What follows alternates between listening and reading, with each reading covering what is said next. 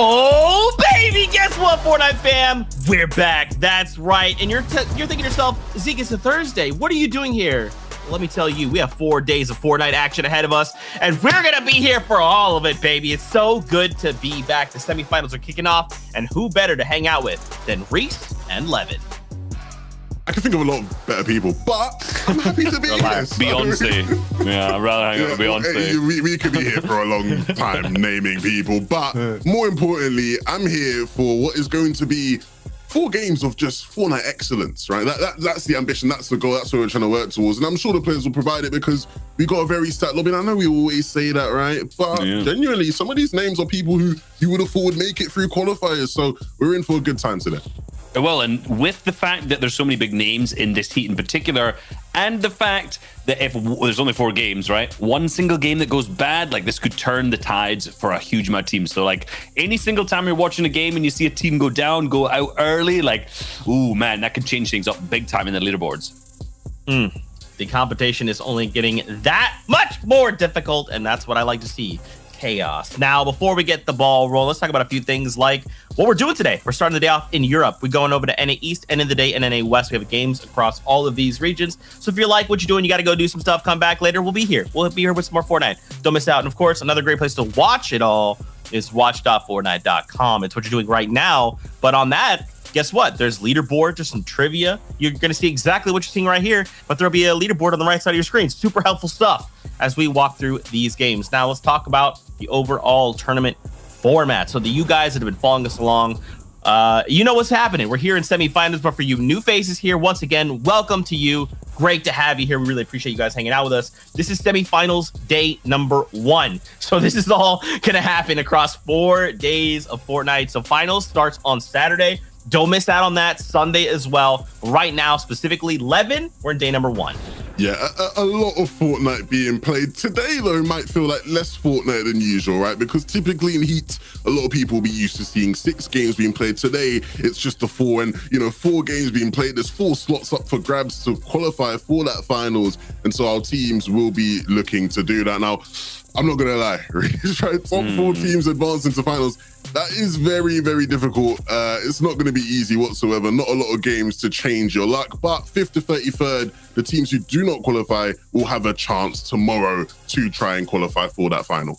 Yeah, and I think what's really important is top 4 in 4 games. Simple enough maths to understand at the same time. But like you said, things can change up big time. And what players towards the end of the tournament are going to need to probably go for higher elimination games. So we could see some things that are like, going for that double-digit elimination games, which right here with every elimination being worth 2 points can add up big time. Well, placement points on top of that. Maths on top of that. I'm telling you, like the teams who are like, say, 10th, they're going to go, oh, we need a big game. Let's get some elims to climb up. But also, getting a victory royale is going to help them out big time too, because 30 points of that victory royale. But, if we see some teams who are being really, really consistent, getting seconds, thirds, they may not have to only have that to count for.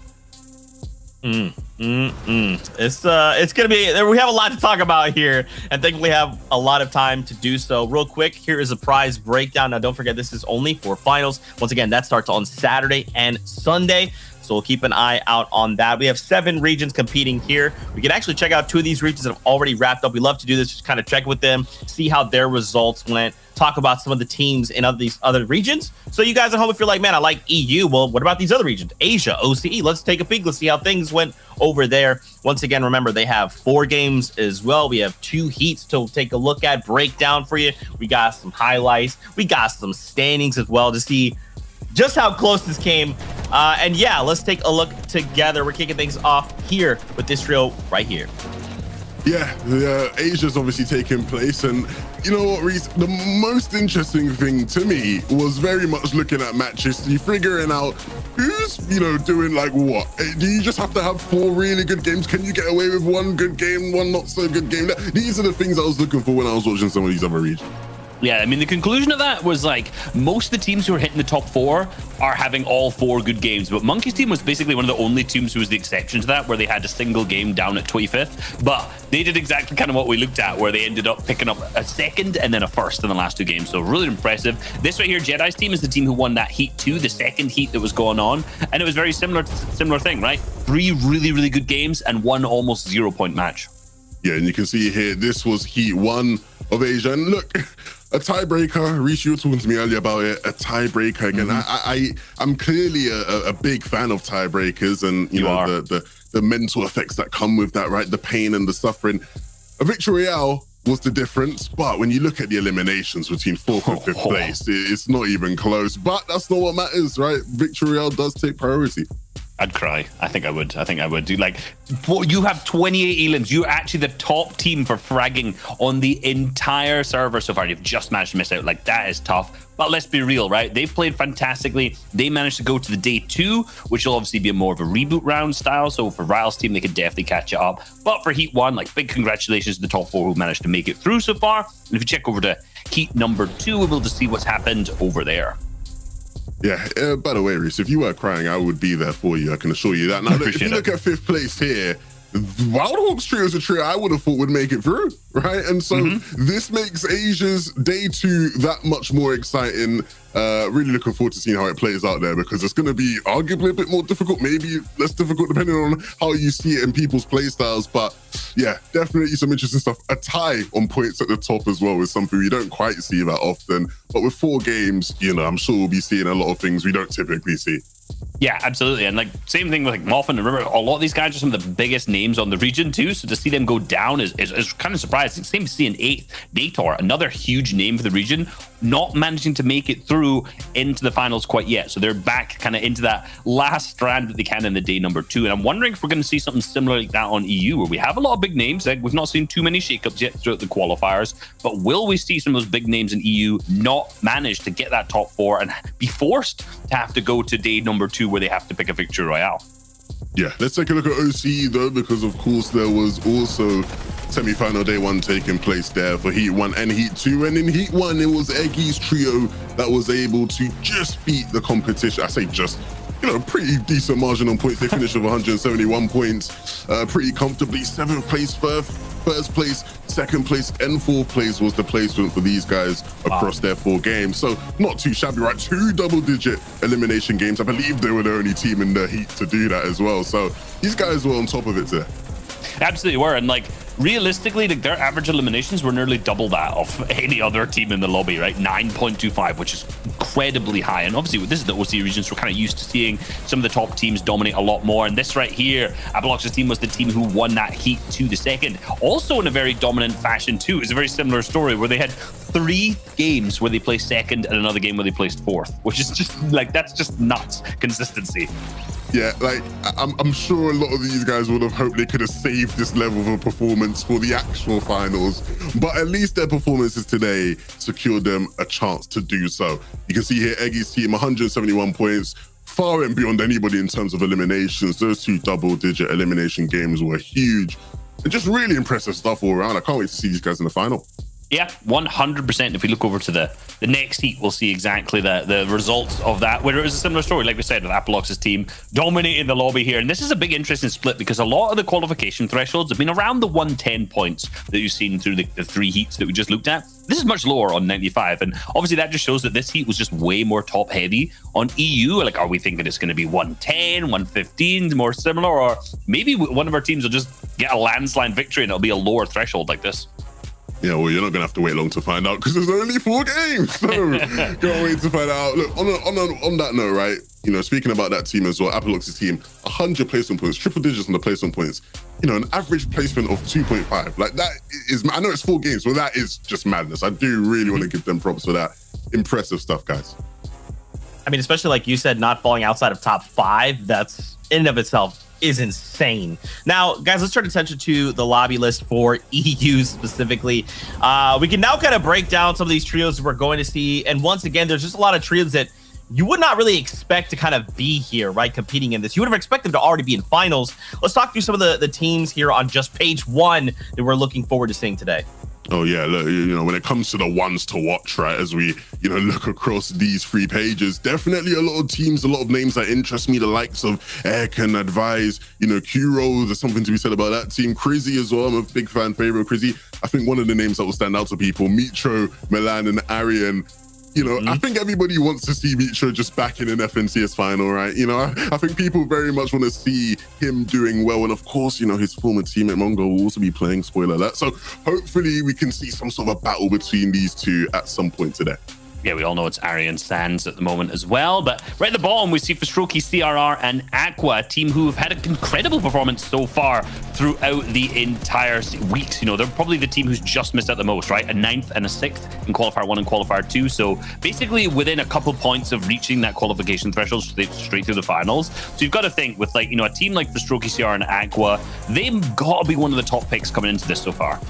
Yeah, I think when you look at their style as well, it's very much a coin flip type style where they will have really good games, really bad games. Can you afford to have that in a game, in a 4-game format? It remains to be seen.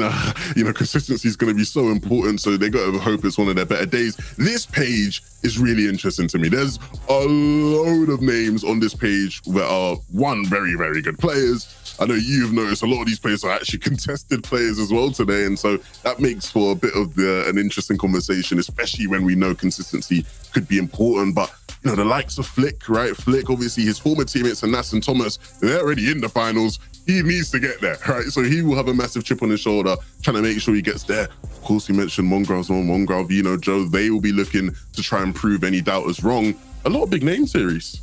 Yeah, there's tons of big names. Like you said, a lot of these teams are contested. They all seem to be shuffled onto the one page alphabetically. That's what we love to see. But at the bottom, what I want to point out is Red Rush, Exterios, and Mappy. If you've been watching this season, you will have seen none of those, right? Which, if you've been watching the previous seasons, you may think, oh yeah, I potentially forgot about these guys, because I did, honestly, at the moment. Because when we're looking back to the last couple seasons, Red Rush, Exterios, Mappy have been so good. You know, some of the qualifiers, they've been a bit hit or miss, right? In particular, when I'm looking at some of their off-spawn fights, you know, I think I say this every broadcast, almost every season, that one day I remember them losing 5-1, and then one game that they won, they instantly lost as soon as they left the drop spot off spawn in Sludgy. But I digress. These guys are extremely good generally, and in particular have impressed when they've been on con, which they are today. Yeah, let's take a look at this final page. Ones to watch for me, Kiko, ZQ, Bubak. Look, I'm a massive fan of Kiko, right? My Portuguese Magnifico, I always happen to find a way to mention that. And ZQ as well, Ale Le Bleu, you know, the Frenchman, I'm also a massive fan of him, and I always want to see these guys do well. So hopefully, you know, they can have a bit of a good day, right? You're going to need to have one, right? Unless you want to play in day 2, but nobody wants to, right? You want to just skip straight through and make it on day 1. And of course, how could you ignore Reese, right? Vidil, Janice, Noah Riley. Easily the favorites in this lobby, right? Yeah, here's my thing. If you don't predict them to be in your top 4 and they don't make it, right, it's still a bad prediction. You should predict these guys to be in your top 4. If you're not, then it's like, you know, realistically, something's gone wrong. These guys are probably one of the best teams in the region, full stop. Like, they have an opportunity to actually take the championship home in the finals. And the fact that they're here right now is obviously a little bit surprising to start with. But overall, it's like, they don't get a top 4. You know, the games have gone pretty badly. And it's not even a thing of, you know, just simply they are big names. Yeah, they are big names, and that's always going to be something to talk about. But the caliber of player that these guys are, you know, you genuinely have top. If you go around and ask the top players in EU who are the best fighters, who are the most talented Fortnite players, which I actually got the chance to do recently, a lot of them will say no Riley Vidil, right? And so, you know, these guys are players who they should be they have to be playing in the FNCS finals. That's where they belong. Yeah, I'm nervous for them because 4 games, you never know what's going to happen, but they have to make it through today. That has to be the standard. I mean, I also think, like, you know, we got 4 games today, it's scary. But for these guys, like, they have 6 games tomorrow, even if they didn't make it top 4, where they just pick up a victory royale. I know you don't want to hear the ifs. I've already laid it out. I've laid it out, and I've said that I think if you not put them in your top 4, bad prediction on you, boo-hoo. But let's be real, like, I see these guys in the finals. Okay. Well, if everything goes wrong, Levin, Reese's caster cursed it. So now we know who to blame. Guys, let's take a moment to do my favorite part of the broadcast, to draw on the map. That's right. Okay, so there's a few things we want to discuss here on the map. We'll go counterclockwise. Very first thing I want to point out, top side of the map between Craggy Cliffs and Steamy Stacks, the Dinky Dish. What's happening going on here?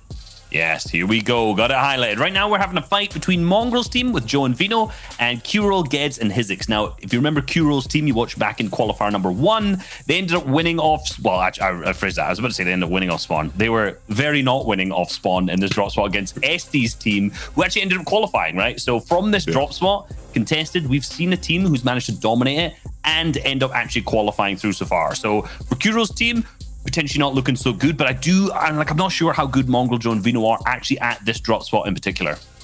Yeah, from speaking to Vino, I think he very much is confident in their ability off spawn, but it is going to be something to watch out for. I think in this kind of an environment where you only have the 4 games, it does become incredibly difficult, right? Where at what point, let's say it doesn't work out for Mongrel, Joe, and Vino. At what point do you go, okay, we need, right? Typically when the 6 games, maybe you think, let's try it again the next game. We got a couple games. What point do you go, yeah, she just can't do this, right? I think they will be confident. I know they have all the fans in the world, rooting for them. How could you not? But, it's not going to be an easy ride whatsoever. There is question marks about their ability. But I say this, and then they might just roll out and just stomp them 4-0, right? So, yeah, who knows? But again, I'm slightly concerned since it is like a smaller drop spot. If it's a bit more 50-50 place, if they lose 1 game off spawn out of 4, like it's more impactful, right? You're losing essentially 25% of the points already from the game. So fingers crossed, I agree. That is absolutely the subject matter, right? It's like with 4 games, it is a completely different mindset going in. Let's talk about a trio coming out of Sludgy Swamp that is now just saying, you know what? We're taking it back. We're going back to Caddy Corner. Ooh, production value. Here we go. You see that? We get some names on there right now. Exteriors, Red Russian, Happy. That's the one we're talking about, right? We talked about them already. What I want to actually say is the effect that this has on the lobby, right? They have managed to fully alpha up this drop spot of Sludgy Swamp so far because they've been dropping their season after season, right? Like I said, this is something that they are very familiar with. Even dubious track record there previously. Either way, they've got it, they've owned it up. And kind of the results of that is the fact that in the last 2 weeks, Hutty, Mini, and Rax's team, who was landing here, has ended up switching drop spots over to Catty Corner. So they've ended up moving from Sludgy all the way up to Catty Corner. And as we come back now, I'll even increase the production value more, and I will draw the line where they've gone to. So right now in Catty Corner, we have Hutty, Mini, and Rax going against Flick, Pablo Wingo, and Swag, who both teams are pretty experienced here. However, Hutty's teams have been landing here many seasons before. So I've got to potentially give it to them in the edge. I've got a little bit of inside information. Mini just says, we got better drops, we're going to win. So I'm confident, maybe in the 4-0, we'll see. Yeah, Reese has been begging for a year to be able to do just that, by the way. So I hope you guys at home enjoyed that. On the topic of Catty Corner fights. Oh, hold on. Honestly, I meant to drag Mongrel's name over here too. There you go. Oh, goodness, right. Yeah, Mr. Production Value himself. On the topic of Catty Corner fights, these very much do come down to drop a lot of the time, right? I'm sure the great Shy Wager, who we'll hear from later, will be able to tell you, it's all about the drop. So many times you watch an event, and regardless of what the event is, the team that wins the fight more often than not is the team that has the better drop. It is so drop heavy, and I do worry for Hutty's team because they don't necessarily have the experience dropping there, right? They typically land sludgy, and so if they don't have the drops, it's not going to work out. But as Reese's inside information has alluded to, they seem to be confident in their drops, and that should lead to a lot of success here today. And one final thing from here on the map, we have a rematch coming out from qualifier number 1, taking place in the dirtiest of docks, which is kind of crazy to think about considering how none of these trios made it to finals, and now have come back to say we did this in qualifier 1 and went a certain way. Let's try it again. Maybe things will be a little bit different. A certain way is generous. Yeah, it didn't go amazing. I actually realized I've missed the other team writing it here. But firstly, we got Verox, we got Michael, we got Astro going against Lazen, Erkin, and Blackie's team. This is the fight that we saw going on in qualifier number 1. And there was also other teams in here. I think this was where Flick's team was also a party in this. It was messy, right? Qualifier 1 was messy. But the thing is, and what's most important is the outcome of this, where Verox's team ended up being in the mid-20s in the leaderboard.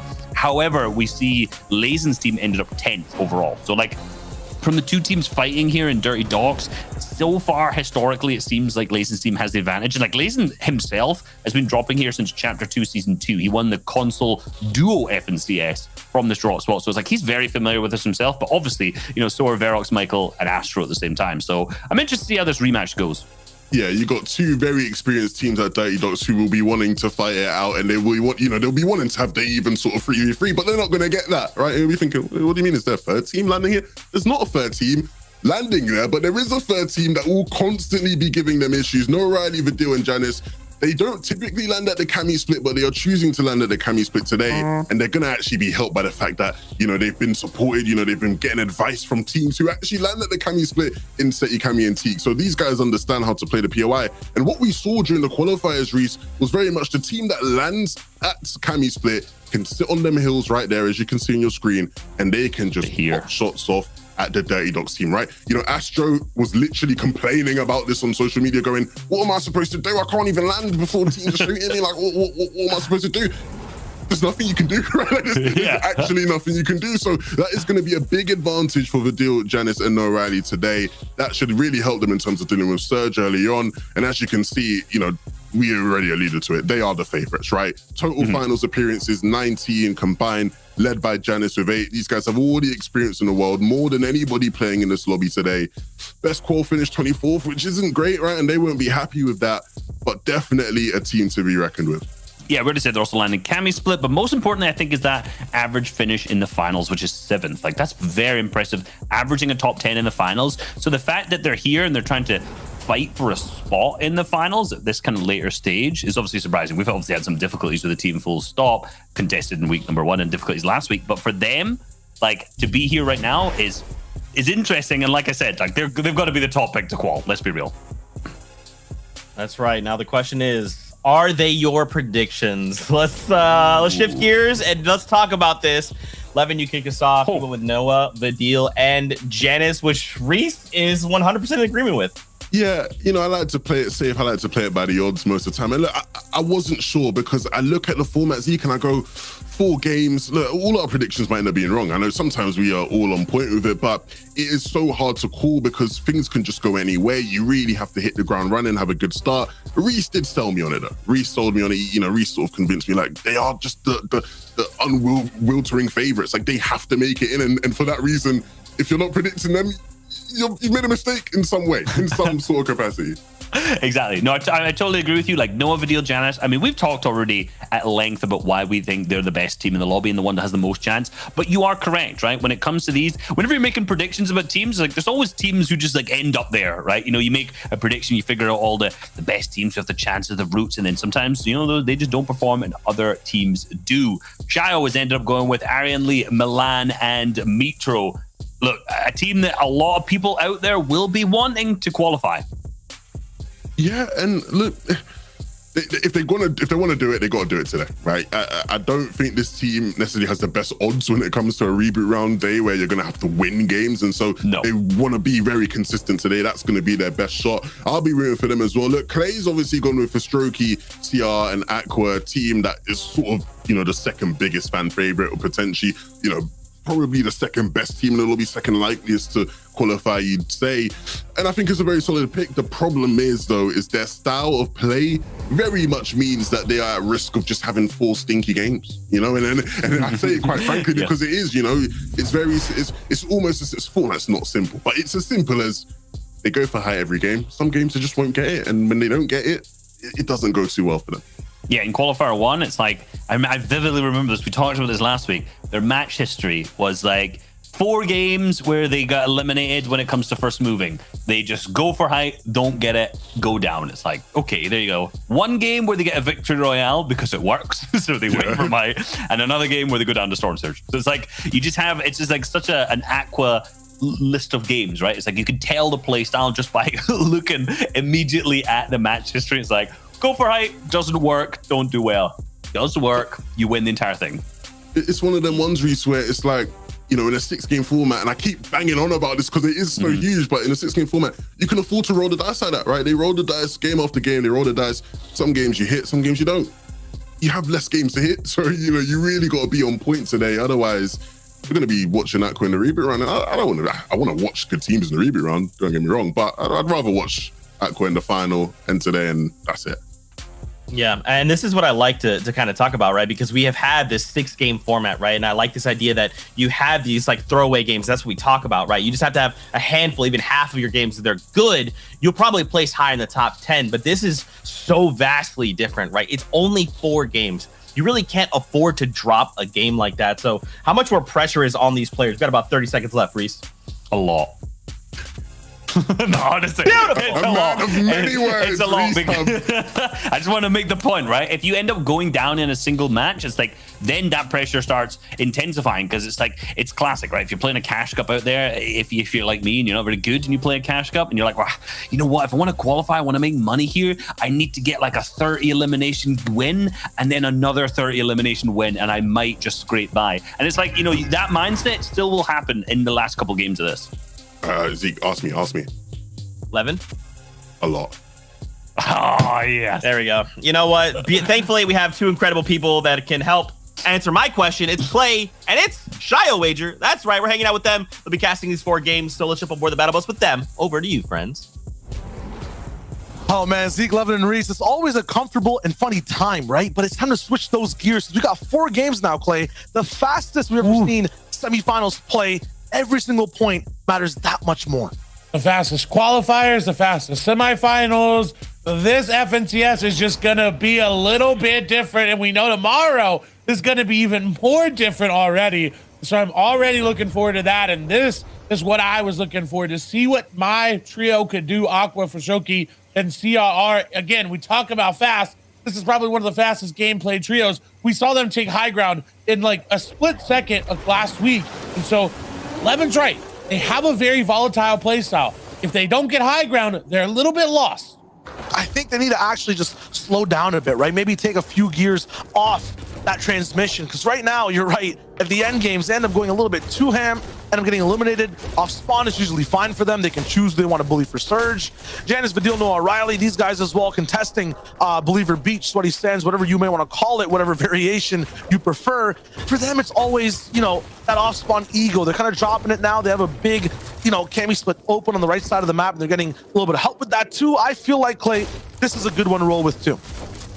I agree. And it's just so, it's just much more of a better loadout and loot path. And it's already so strong, right? We've talked about it many seasons, I think, since it's been introduced into the game, but now it's just 10 times better, right? You've got all that loot, and honestly, some people just don't know what to do with it. Yeah, knowing what to do is the best part though, because right now, any mistake will cost you so much. 2 less games means you have a lot less room for error. At the same time, comeback potential's there. Wixness gonna have a nice time just dodging, ducking all these shots. Gets to survive a little bit, but he's low on mats and has 1 mag left to make a difference.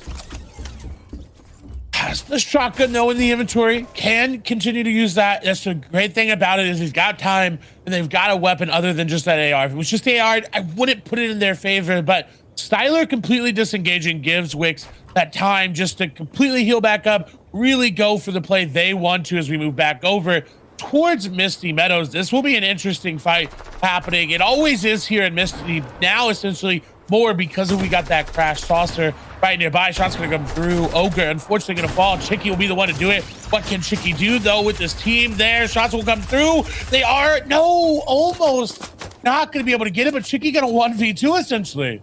That's what I like to see from Chicky. 2 times an opponent had the drop on him, breaks his shields, but that just gets him a little bit more angry. He turns that emotion into just absolutely beautiful plays and shots, lands all of them straight to the head. Those were 2 fights he was not supposed to finish, but he does. Look at how far his trio is from him. This man just 1v2'd, got the loot, and got out.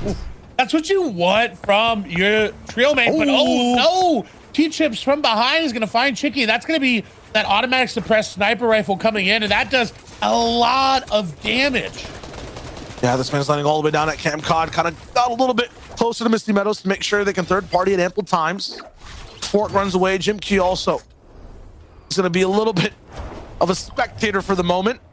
The biggest issue of just leaving this POI this early, it's very risky. You'll see people like Mongrel on your screen right now, and a lot of other people around the map are landing so close to each other. They might not contest, but they have a chance to get the drop. And no, Mongrel's trio has been dropped right now. It's just him up, so he's not looking to set a trap. He's looking to survive. And this stream might get fun. They catch the glimpse of his knee on the left side. A 3v1. Not even the best players can stop the wrath of Erican. He comes straight down. A man from the branches eliminating the fodder down below. Oh, and now they're going to be in an awkward spot. Look at Michael Varax and Astro coming on in from Dirty Docks. I was going to say there's a couple things you don't know. Is Varax will always go dirty. Everyone here in EU knows Varax will always go dirty. He is not going to leave that POI. It's about how he leaves once he lands there, though. That'll impact the rest of the game. And I like that they're already moving, already looking for those eliminations, because yes, while Dirty is a great POI this season, it does struggle because of the Cammy split dominance. And so they're already looking for elims, already going for those turns. So I really like the game plan that they're going with. Yeah, it might be time to get a little bit more greedy, more so than any other semifinals or quals, especially in game one where you're not sure exactly where people are going to be. Maybe there's a few trios who are scared left and right. You'll see big fights breaking out like this one all the way on the north side of the map. We're going to be looking at Tilted fighting off a little bit. Now Xerox and Isman available as well. This is what happens though when a fight goes so far. And this is actually at Logjam. My apologies. And what's happening here is there's so much investment. You don't want to make it so that you lose this advantage in the fight. High ground just goes up to a little bit of a stalemate and just holds while the team down below can't do much because they're getting sprayed. Well, and even now, even if they were to chop out this high ground, look at where Tilted is. He can just hop in the slipstream and have no consequences to this fight being so high up. And you're right, it's in Logjam, so they automatically are going to have a ridiculous amount of materials just from it being where it is. This, though, is taking a little bit too long, and you see Tilted prepping for that chop down. That way they can move and find these angles, and if they do get chopped down, they can just hop in that stream like we talked about. But zone moving in, they've got to be careful. Let's take a look at the map, though. Actually, not as careful as they need to be. If you look, there's no one from Holly, no one from Sludgy really going to contest. Weeping is kind of moving that way, but with the zone pulling to the northeast, this fight really has a timer on it, and it's almost running out. I mean, it's not a semifinals, and there's a little bit of funny action happening. And yeah, they've got 2 more security checkpoints of trios to go through if they want to make it out of this logjam fight. I don't think Tilted's going to be too happy staying here for much longer. Meanwhile, you'll see the veterans of EU trying to still make it in. Aqua, CRR, Fast Roki, they don't even bother with fights. They're going for straight positioning. They'll land right next to the conversions for a little bit of a pit stop. Box next to another team. They're going to refill a little bit of fuel in the car, maybe a little bit of mats refarmed. And while that happens, people fly by playing their own version of where should we land. And I've always wondered with Aqua and CR, and I've been thinking about this last couple of days, is this what CR needs? That trio mate of Aqua that just has that experience of a completely different play style, of not W key ruthless aggression, of, hey, I know if we get high ground, we will win this game. I know how to get us there. Is that what he needs? And I'm really intrigued to see if we can find that out, to see if they can make it to finals. Is that what they have, though? Because so far, as much of a genius as Aqua is, all we've seen is built for height. He kind of acts like CRR does in the early game when the 6 zone starts, right? So I want to see some temperament today. I want to see maybe even Fast Roki hold Aqua back. This man's always the rogue agent, kind of playing a little bit split from the trio, going for his own play to get his trio on top. But this time, this team's going to have to work as a unit and really make sure they can play all facets of the game, not just high grounds. Kind of Aqua holding CRR, for Shoki holding Aqua, and they're all just, they need to work in tandem. I agree. And I like this play from Aqua. I feel like we don't see that many players utilizing these bushes that well this season.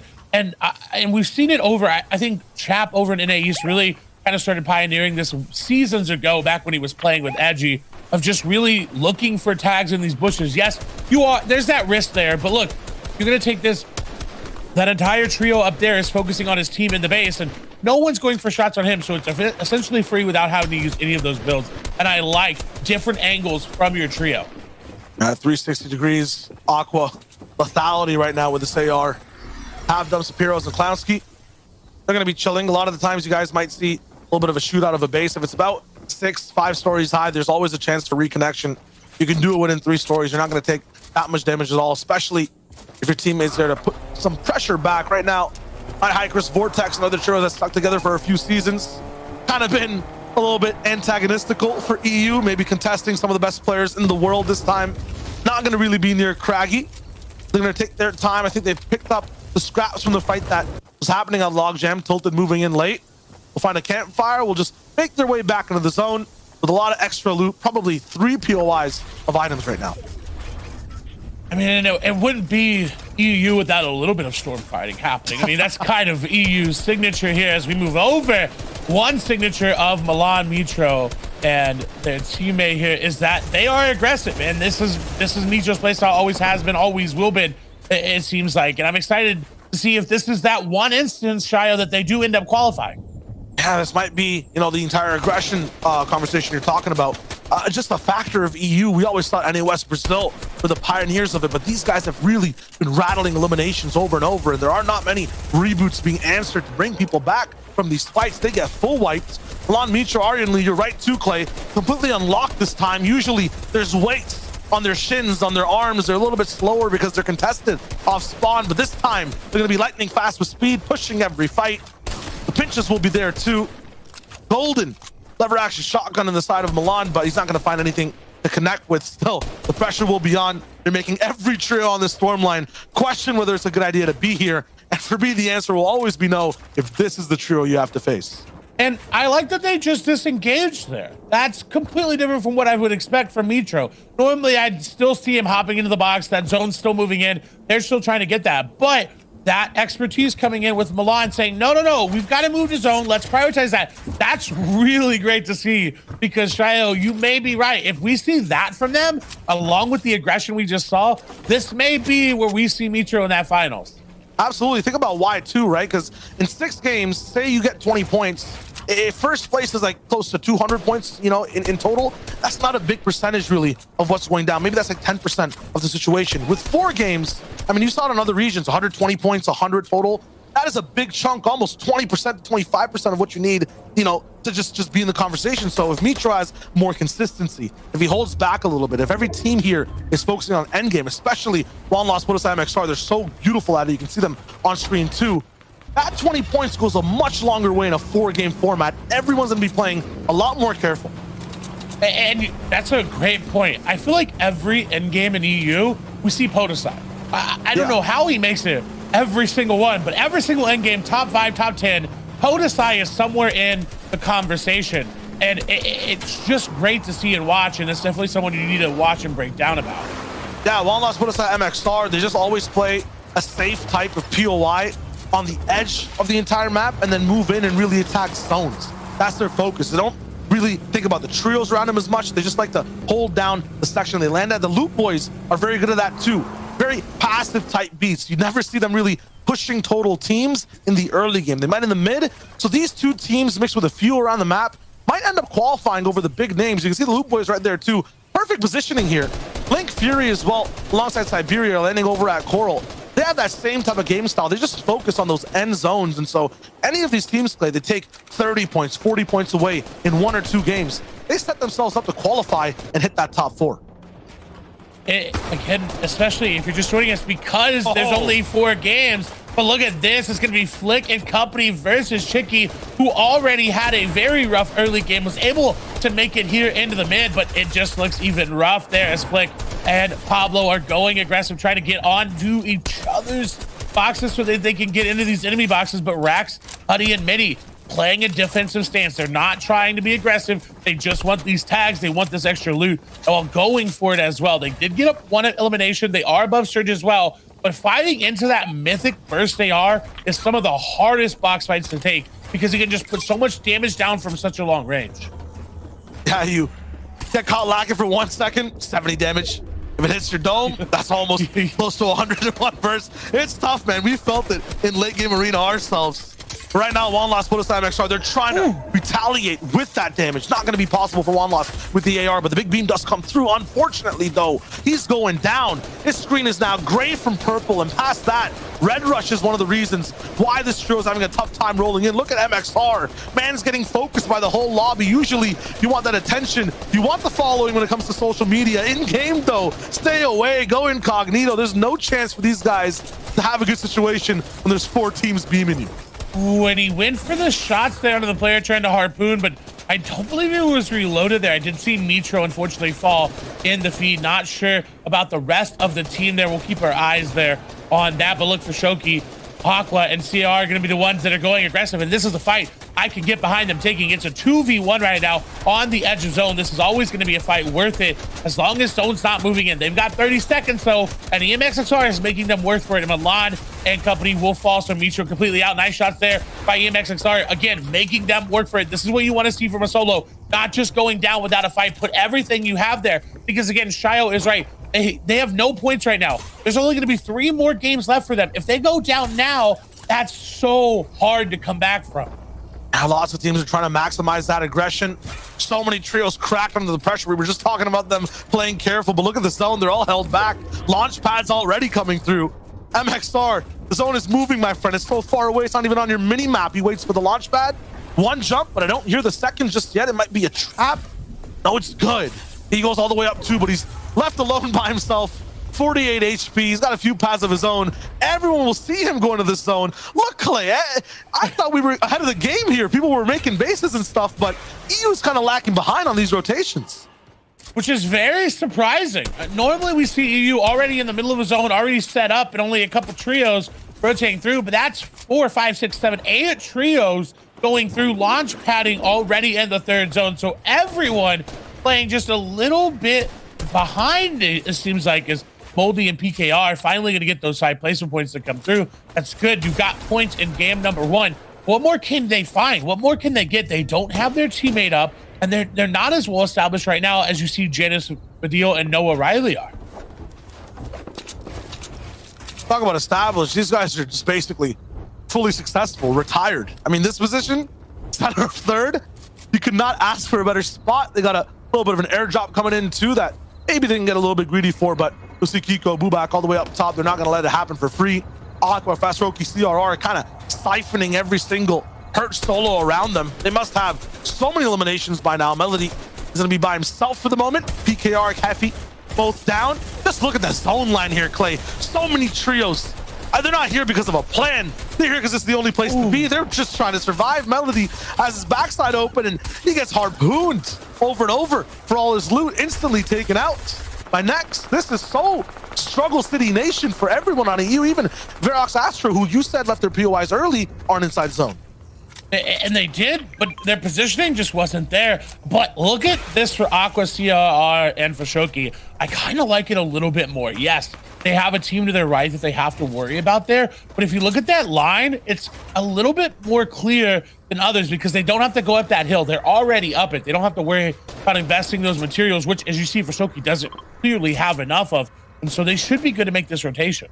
Yeah, and they might have not got a lot of the eliminations around them, but I feel like they have got a few refreshes. These are Fastroki's mats after splitting. They still look pretty good. He shared them with all 3 of his teammates. They've had to stay in so many fights, but this time, because of all that work they've been putting in overtime, they're late going back home. They're late getting a good position inside the zone. This is going to be a very tricky rotation. Count the trios. There's like 10 looking at Aqua right now. Well, and it's surprising that Red Rush is sitting here waiting, trying to get shots onto them. This is not going to help Red Rush at all, trying to keep them here, because now Aqua's got in a head rotation on them. If you look at those, the arrows to the bottom right there, that's Red Rush and his team. And now, great rotation for Brostroki, going to get into zone. They do have to invest a little bit more of materials than they need to. But now, look at Red Rush. They're having to rotate through 3 trios because they decided to prioritize going for the shots there instead of rotations. And we know with EU, the rotations need to be on point. Yes, you can find Surge later, but it just makes it that much more awkward for them. Absolutely, and that's kind of the relationship right now that all these trios will start to feel the either pain from or the relief from. It's the positioning versus damage kind of relationship. So Aqua's gone for the damage so much, giving up the position a little bit. They're 800 damage above the threshold for Surge. That lightning that strikes down if you don't do enough damage. Meanwhile, it's like Pablo Wingu's Swag. They've been sitting in zone for a while.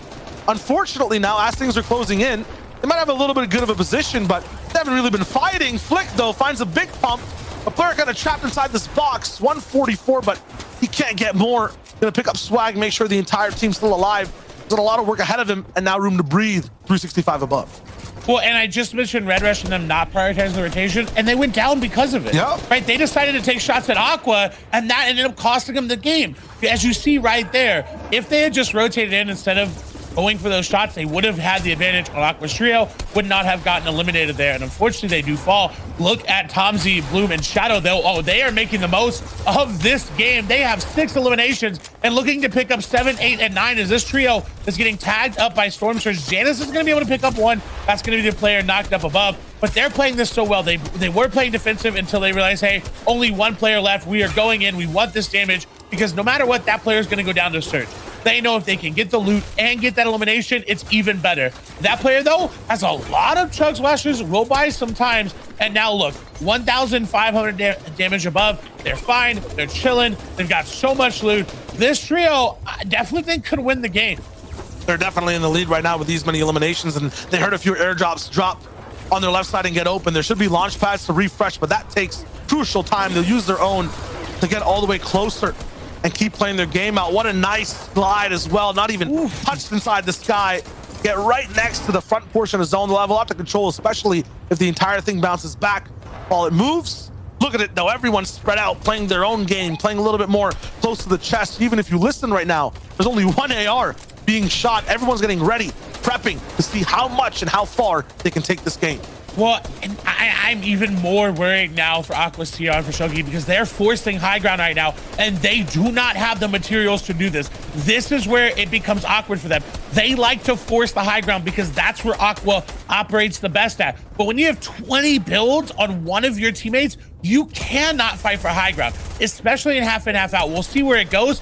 It's going to pull away from them, so they're going to have to give it up. They're going to have to get creative. Do they have a launch pad? I don't want to launch pad into Noah Riley. Not at all. It's Janus and Noah Riley alongside Badil, who are on the opposite side, who really fully invested in tuning in with them real quick. They've got the mats to hold this for now. They got the zone too. They've been blessed. Aqua, a little bit of a curse once again. They won't give up the position completely. They'll move through on the lair, building boxes all the way closer to this side. Hard material so Janus can't spam it.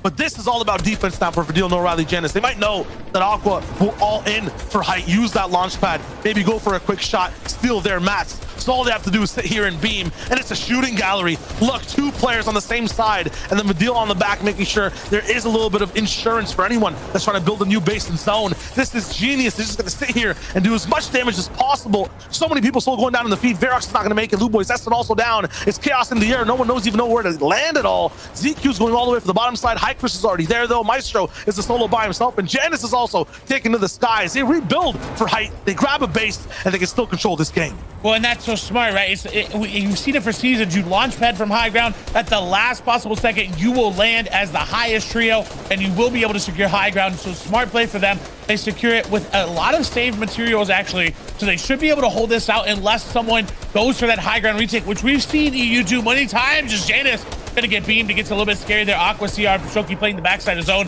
Aqua down very low. Cannot really take many ticks of zone damage, but this is where CRR operates really well. So they really need to let him lead in this low ground because that's where they will pop off, moving back up. We do see Q-Roll launch padding to the front of zone. Looking good. High ground looks great, looks secure. I don't think there's really going to be anybody going to take them down. Astro will now fall in the feed. Big Show's being popped. They're chilling. This entire expansion on Height 2 is an artistic masterpiece. Jan is still moving forward. They stayed all the way back and made sure they didn't overbuild, letting everyone climb all the way towards the top. But now Aqua, he's alone in a place that he's not really familiar with at all. It's low ground. Aqua 2 is going to try to survive right here, but he's kind of a fish out of water. This is going to be so tough. But they have 22 points. So again, that's great for a 4-game series because we saw it's about 123. Aqua going to go down. So if they just keep going for that, they should be able to get top 5 and qualify rather after that. So it's really great to see. But who's going to win? That's what matters. It looks like it's high ground. Now you can see the difference between a team that has a plan, that has control, and everyone else that is just struggling to maybe gain a point. Vortex Light and Hikris, they've had some very good paths. They're going to choose to really invade this low ground now, take some space. They get towards the front. One wall's kind of been looked at by 3 players right now. There's one player coming in from the storm block with the ramp. That was genius from that man surviving inside the blue, but he's also trying to get more. It's Q-Roll as a solo taking on a full squad. No time, unfortunate. He goes down, but not before he takes out Hikris. Vortex and Knight need to operate well. He's going to take down one, going to go down insane. as well. Nightstick, though, looking really good. What can they find on the backside? The fire, though, going to be burning and rampaging down below. They go down a full trio. We'll take them. Rax, Putty, and Minnie still all together. It's going to be a 3v3, AV1. Karma will fall down, but did he put enough pressure down? It looks like Noah Riley, Vadil, and Janice hopped all the way to the low ground from the high ground. This player trying to hide in the cone. Noah Riley right on top of this. Actually, maybe him going down, maybe fighting off a little bit more than they could chew. Now up to Vadil and Janice to try to clutch it up. A 2v2. They've got one player down, but what can they do on the low ground? Can they put enough pressure here? High ground was unchallenged, but does that mean, actually, no, it's going to be a straight up 3v2. Rax, Huddy, and Minnie may be able to do this. Look at how many elims they have right now as well. 11 eliminations. Can they get the victory royale? Rax is going to be a little bit damaged already. It's all about execution here. Janice Vadil need to land a big shot to equalize. Maybe balance the scales, but Huddy, he knows. He's on the left side. Minnie kind of going a little bit back, staying in the zone. No one wants to give anything up just yet. Vadil looking for a head. Can't really find it. 42 tag. It might be a double shot. He drops down another one, but it costs him a lot. 55 needs to land a shot of his lifetime right now to win this game. 110. No! He does it. Make history, my friend. Vadil, Noah Riley, Janice living up to the hype. The first game victory royale. And if it's like that, Clay, they might take this whole thing in just 2 games. The shots were on point. 42 points coming out of that game, and they had high ground early. They held it the entire time, but they dominated as well. They executed perfectly. A 2v3 from high victory royale. You're right. If they keep that up, they definitely qualify in 2 games. So I'm excited to see what they do next game. Yeah, there's a lot of ways to describe trios or moments. Rookie, normal, veteran. For this, it was expert. Absolutely beautiful. I want to see the reactions of Zeke, Levin, and Reese, because that was an absolutely sick game. Wow, wow, wow. This is why this trio was predicted by Levin and Reese to come out in one of those top 4 spots. They do it again. Levin, I'm going to kick it your way first. I feel like I know exactly what you're going to say, but how are you feeling about this? I think you're not going to know what I'm going to say, because look, I'm very much impressed, but I hope that was the kick in the butt they needed. And they're going to go, what do you mean? They just won the game, Level? Like, what are you on about? But the execution was a bit, it was here and there. There was a bit of complacency there. There was a bit of complacency there. You know, they pull high, you know, they pull zone, which, you know, you sometimes you need a bit of luck to go your way, and they did, and that was okay. But at the same time as well, you know, O'Reilly, I think he got a bit too comfortable, right? He said, let me drop down, let me just go pick people off, let me do what I do. It almost didn't work out, right? So look, really good win. They played the game well. I think part of that complacency was just because of how easy it was for them in a way, right? It was just so easy for them on high. But nevertheless, look, they got 3 more games. This is what we expected them to do. They're probably going to do this again at some point. And if not, we'll see them in every end game. Them versus Atco on high. That's what it's all about. That's what it's all about. Yeah, I think it's going to battle. We're just going to consistently see throughout the remainder of the day. Let's be real, only 3 more games left. But for them winning game number 1, like I remember going back to watching one of the scrims before qualifier 1. They won 3 out of the 4 games, and they didn't get into the 4th game. That's why they didn't win it. So already, you know, they're used to doing well in the same kind of situation. They've got the ball rolling so far, and I'm thinking potentially we could see another victory royale coming out of them.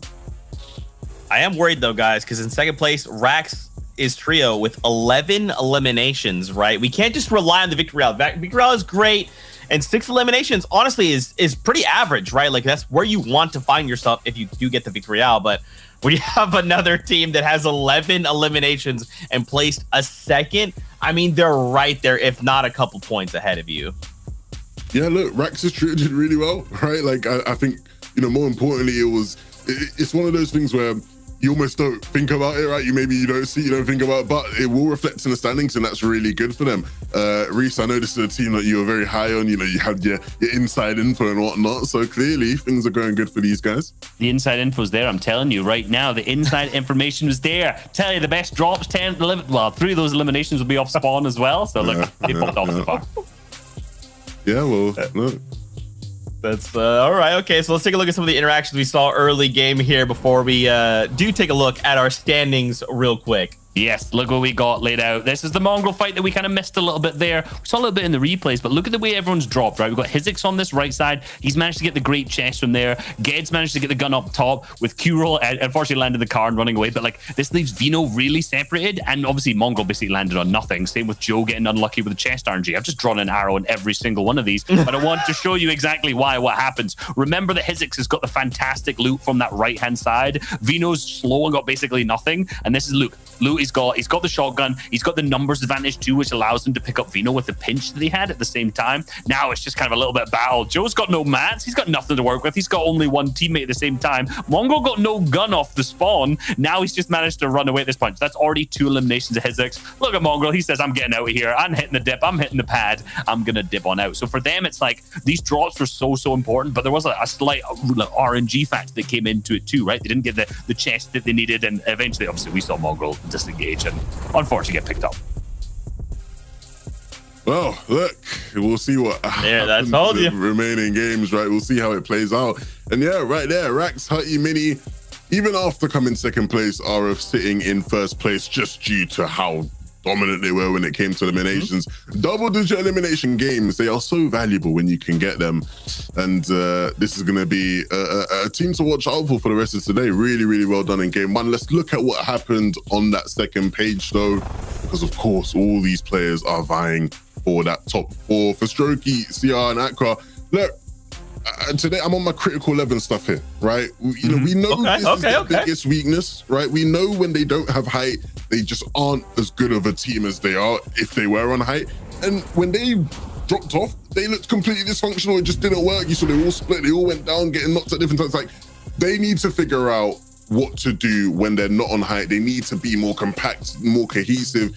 It's not working out, and they can't just rely on getting height, because there will be teams like No Rallies that do just get it. They'll just be waiting there, ready to pounce. But yeah, 11, you're not wrong. Right now, we only have 3 games left to go. So all these trios, they need to be doing something different if they want to make it into those top 4. So for now, you're at the bust. It's time. Clay, Shy Wager, back over to you. A quarter of those games down, and now we have a few more to roll through, Clay. 3 more games, and not even the winner took the biggest name in that one. It was Rax, who's now inside the lead. Yeah, and I want to point out, Rax, Huddy, and Mini have played together since 2019. 2 years ago, they started playing together. And in all honesty, it makes sense why they're doing so well. They really, going back through Huddy's tournament results, they have not played with anybody else really other than Huddy and Mini and Rax. They've all been together. That's the trio, right? If you watch the you know that's them. And so them doing well, not a surprise. Not at all, but no matter if you're a long-standing trio, one that just maybe even got together to play the quals this season, if you're not making it off spawn, you're not gonna have a chance to show us what you got right now. Crizzy is trying to make sure this other team does not have a chance. Styler's on the other side. They're battling for just this main lodge inside Weeping Woods, and it's trouble for them overall. Over and over again, a teammate goes down left and right. They're battling with scraps right now. A green pistol, great pump. This is tough, Clay. Fish in the inventory that he can't even use. He can't even get him to his teammate. The delivery services are cut off. They are, and 2 fights happening separately around the map as well. Noah Riley Video taking out Michael and Varox and company over in Dirty Docks as well. Joe getting 2 eliminations off of spawn at their satellite dish as well. So both of those fights going the opposite direction that they went last game. So we'll have to keep close eyes on those feeds just to see. I don't even think Noah Riley's fighting those guys over at Dirty Docks. I think he's just staying on a hill, going for those beams. We saw it so many weeks in EU.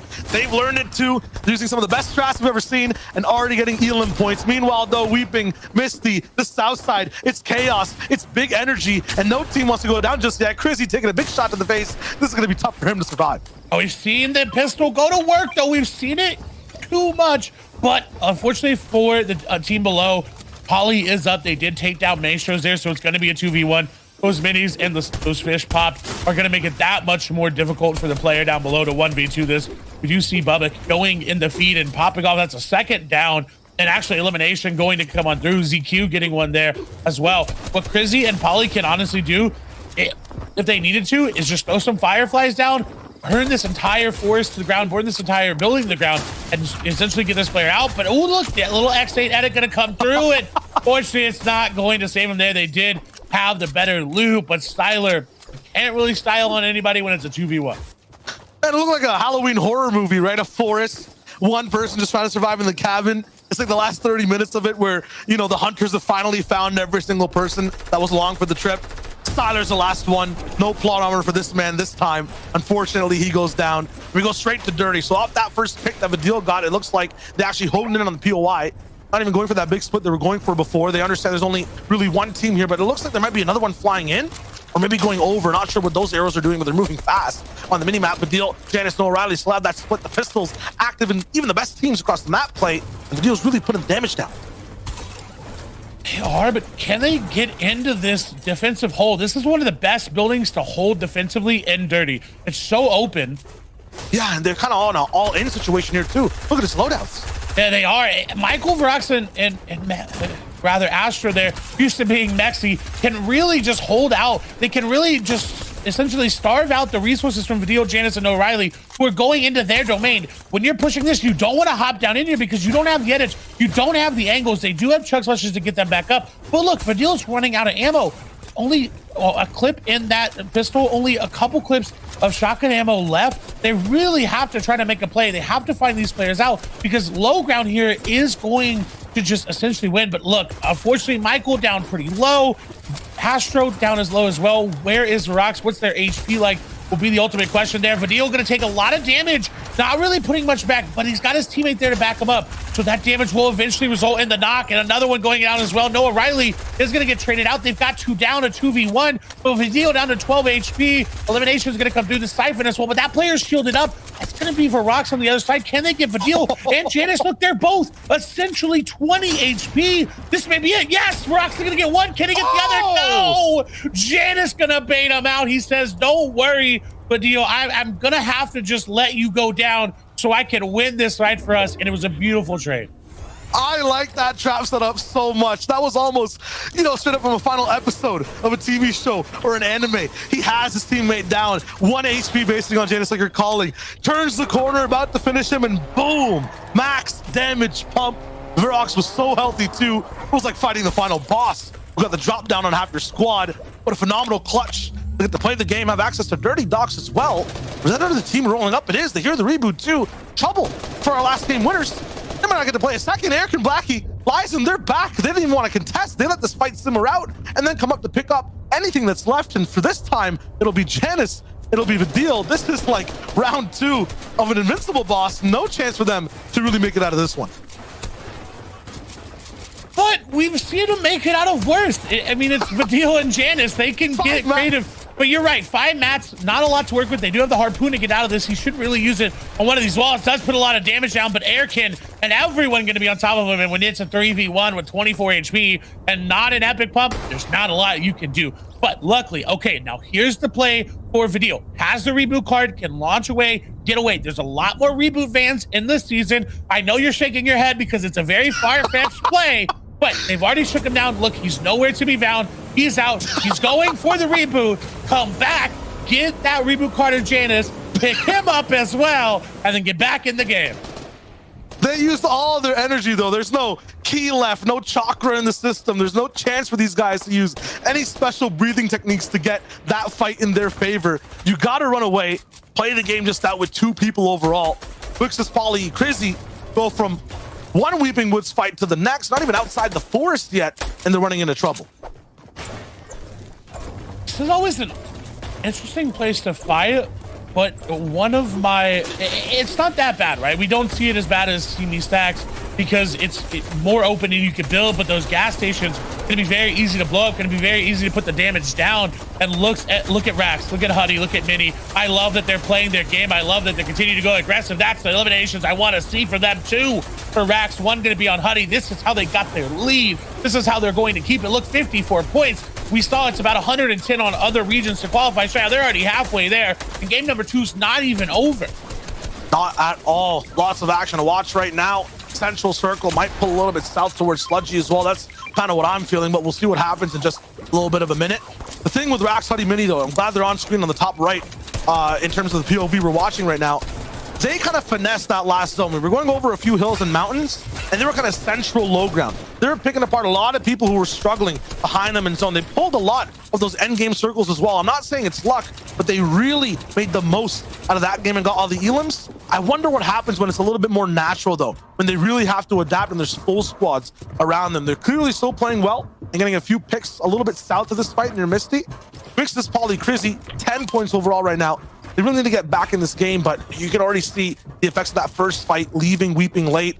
Don't have that many materials. The ammo count's getting a little bit low. They haven't even gotten a chance to upgrade their overall loadout with more chests. They're still sticking with those gray weapons. But this is a 3-layered fight, a dream inside a dream inside another dream right now. There's so many different people here looking to pick up a little bit of a scrap from any fight, just looking for that third-party opportunity.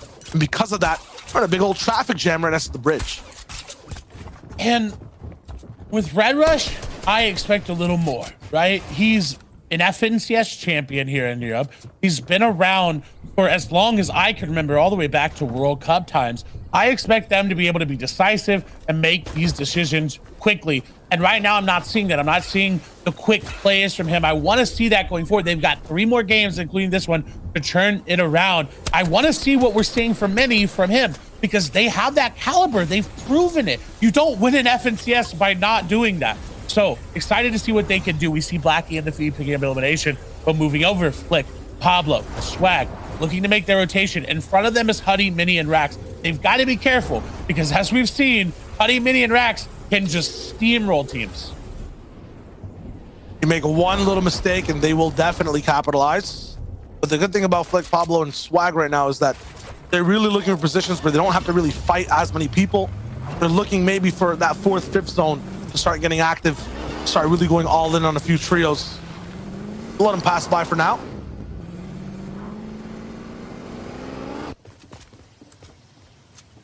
And we reached a little lull in the game. This is kind of where it happens with EU. They have this moment of, okay, they're rotating, not a lot of shots to take. You'll see some players go for him. But this is around that time where no one's really fighting on the edge of zone. Everyone's focusing on getting in, and it kind of just has that natural pacing of just slowing down. And then we see that 3rd zone, and everyone in EU is fighting on edge of zone again, and it just happens just like that. So expect those numbers to drop quickly as Storm Surge comes as well, because EU is one of the, I think, the most decisive regions about Storm Surge. There's no, oh, hey, should we go here? No, it's just as soon as we're below, we're going in, we're finding tags. It doesn't matter where they are. We know we need those, and that's what's aggressive about EU, and that's what I like to see. But look, Odisai, MXXR, and Waylast, that's got to be on the Flick, because they were just rotating this direction.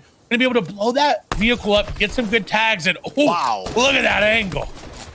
That's team damage too. I'm pretty sure Juan Lost got a little bit of a lick of that too. Past that, this is a very good position overall inside the zone. But it's MSR Juan Lost landing over at that little bit of a rusty flush factory all the way down south. They pull up a little bit.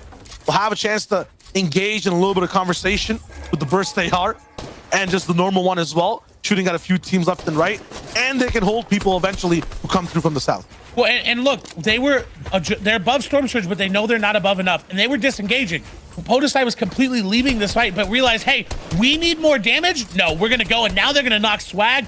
This is the catalyst they needed to get into this fight. This is what they wanted. The fire is gonna be burning them as well. Swag almost gonna go down. If they could get in there, they could get them, but no, gonna be picked back up. That's still a lot of damage. 256 above. They may start to back off. 300 above. This is where they'll start to question it a little bit, because they're like, we've got them down. Is it worth it? They're still ticking over from the flame damage, and I like that they're keeping this pressure up, because it's not like they're on the edge of zone. They're already in. 3rd zone may pull to them as well. All of these decisions are great. They just have to execute on them.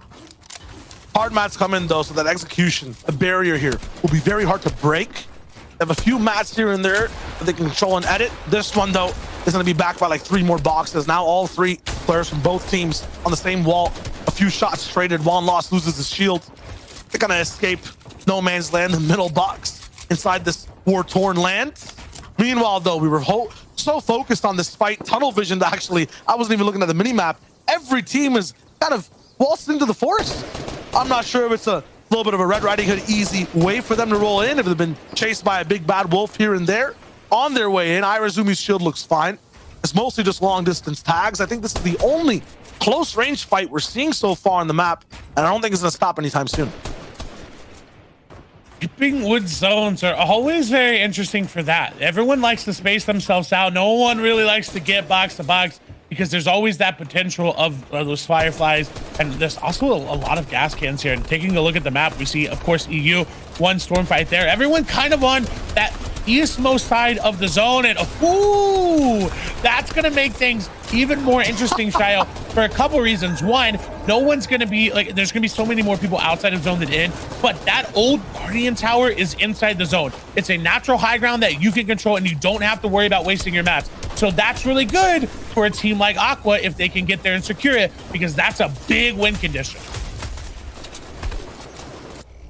Aqua, though, shouldn't be that close to that side. Usually these guys, I mean, you watch them, they always drive towards the east. They're chasing the sunset, right? If the sun does set in the east, I guess it depends on where you're on the earth. But either way, when you're looking at things right now for teams, the majority of them will have to move. The EU traffic jam will happen again. And these guys are on the zone line somewhere on the top right side of the map. This will be tough for them to move in. They'll be around so many other teams. Erican's there. We know how much loot they have, basically from two different trios, from their own split and Dirty Docks. And this, if they don't go back up and use that launch pad, this is going to be a little bit of a misplay. Okay, so they are. They're going back and going for that loot instead. I was really worried they were going to rotate on foot and not use this because, look, they're going to essentially be able to skip all of these teams rotating it. And look at the mark. Look at the mark, Shio. I predicted Aqua going right for the Guardian Tower. That is what they want. They're not going to be able to get it, but I wouldn't be surprised if they don't try to. I think a lot of the time they always kind of get sneaky with it, right? They base up right below. As soon as teams are trying to figure out what to do, what decision to make, Clay, I'm liking you're mentioning the speed for some of these teams in decision making. Aqua's one of the fastest to claim that height. As soon as he even senses a little bit of hesitation, he's there. And because of that reusable launch pad that you called as well, all over at that dinky dish, they have two launch pads now to use. One of them will definitely be all the way for height, but look at our team in the lead right now. Rax, Mini, Putty, moving in. They're looking pretty good overall on elims this game as well. Starting off with 3, taking out 1 full team, and they're gonna move in the shadows here, Clay. The same thing as last game. Go for a low ground position. Go on the backside of the zone where a lot of people might not be. The safest place to be right now is probably under a tree, on a hill. They're playing the opposite of that. They're coming in late and staying way towards the edge. And this is such a great one because there's no one over here. They don't have to worry about anybody rotating in.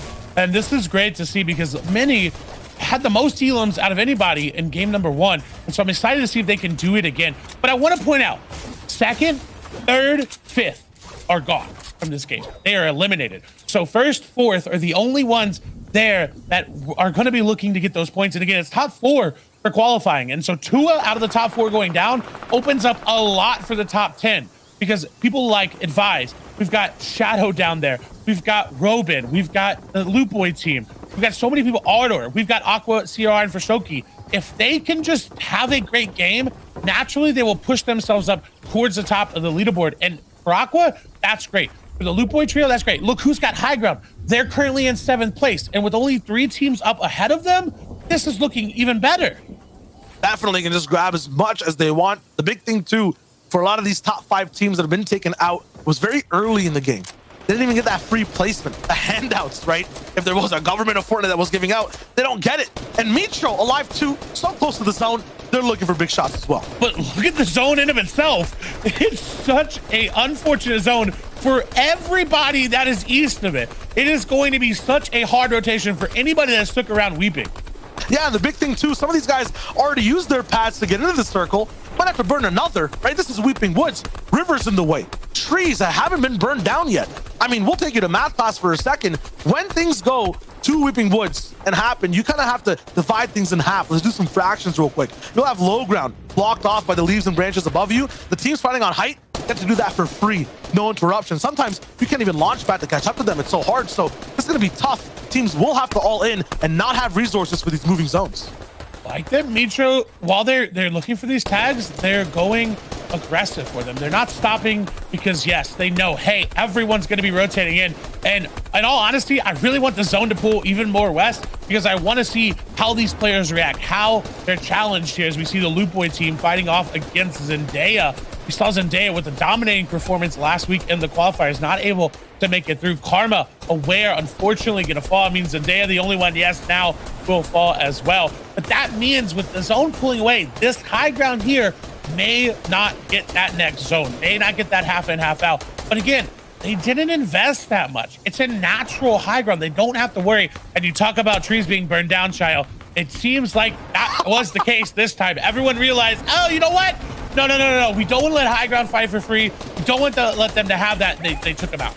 No, but it is a very nice, like, construction zoning type of thing. I'm not sure who organized it, but it's just the trees that are on the right side that have been taken down. That's where the whole lobby is too. No one's on the left. It's uncharted territory. It's not mapped. It'll be kind of confusing when people start to finally get into it. And there's only 2-3 teams all the way on that left side. If we pull left again here, Clay, we are really testing the mental limits of every single person in this lobby.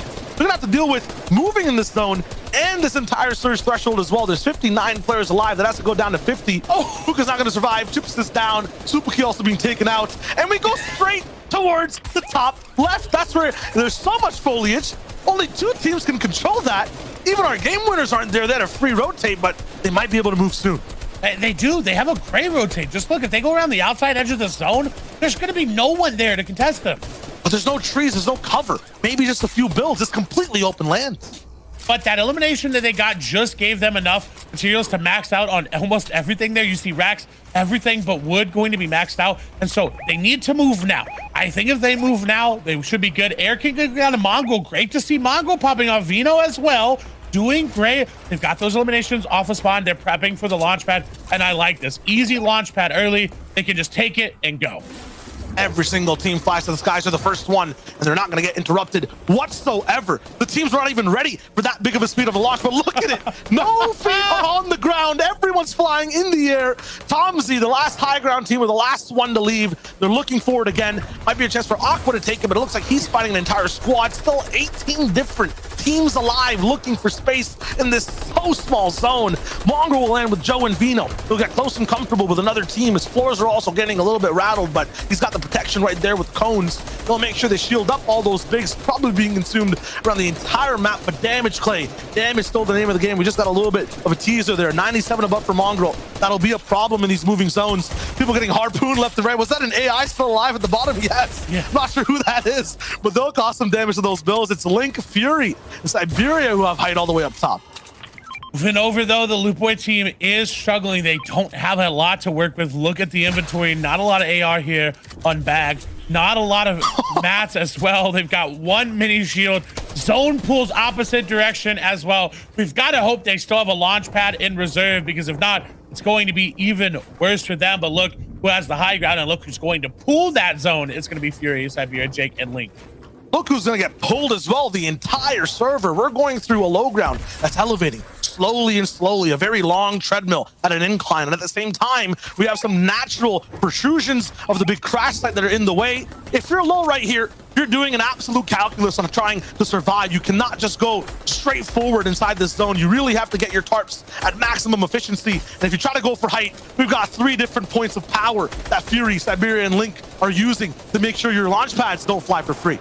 But Fury didn't have a lot of builds, so that may come into effect as they're gonna actually land on Bloom, going for the high ground, gonna fight for Shadow as well. They won it. Link gonna go down to 1 HP. They've taken it. They've stolen high ground. We thought they had it, but this is the 7th place team being decisive, saying, no, we want to win. We want that high ground because they know how powerful it is. Fury gonna go for the launch pad. They will get ahead of zone. They will find a mid-ground tarp, but losing high ground, having to concede that may be the reason they don't win this game, because Link just went down.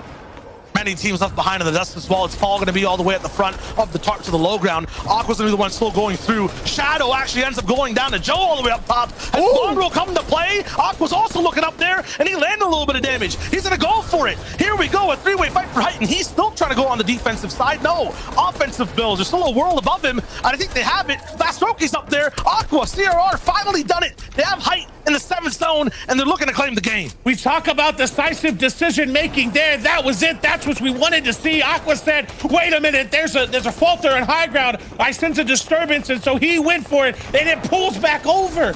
Hold on, though.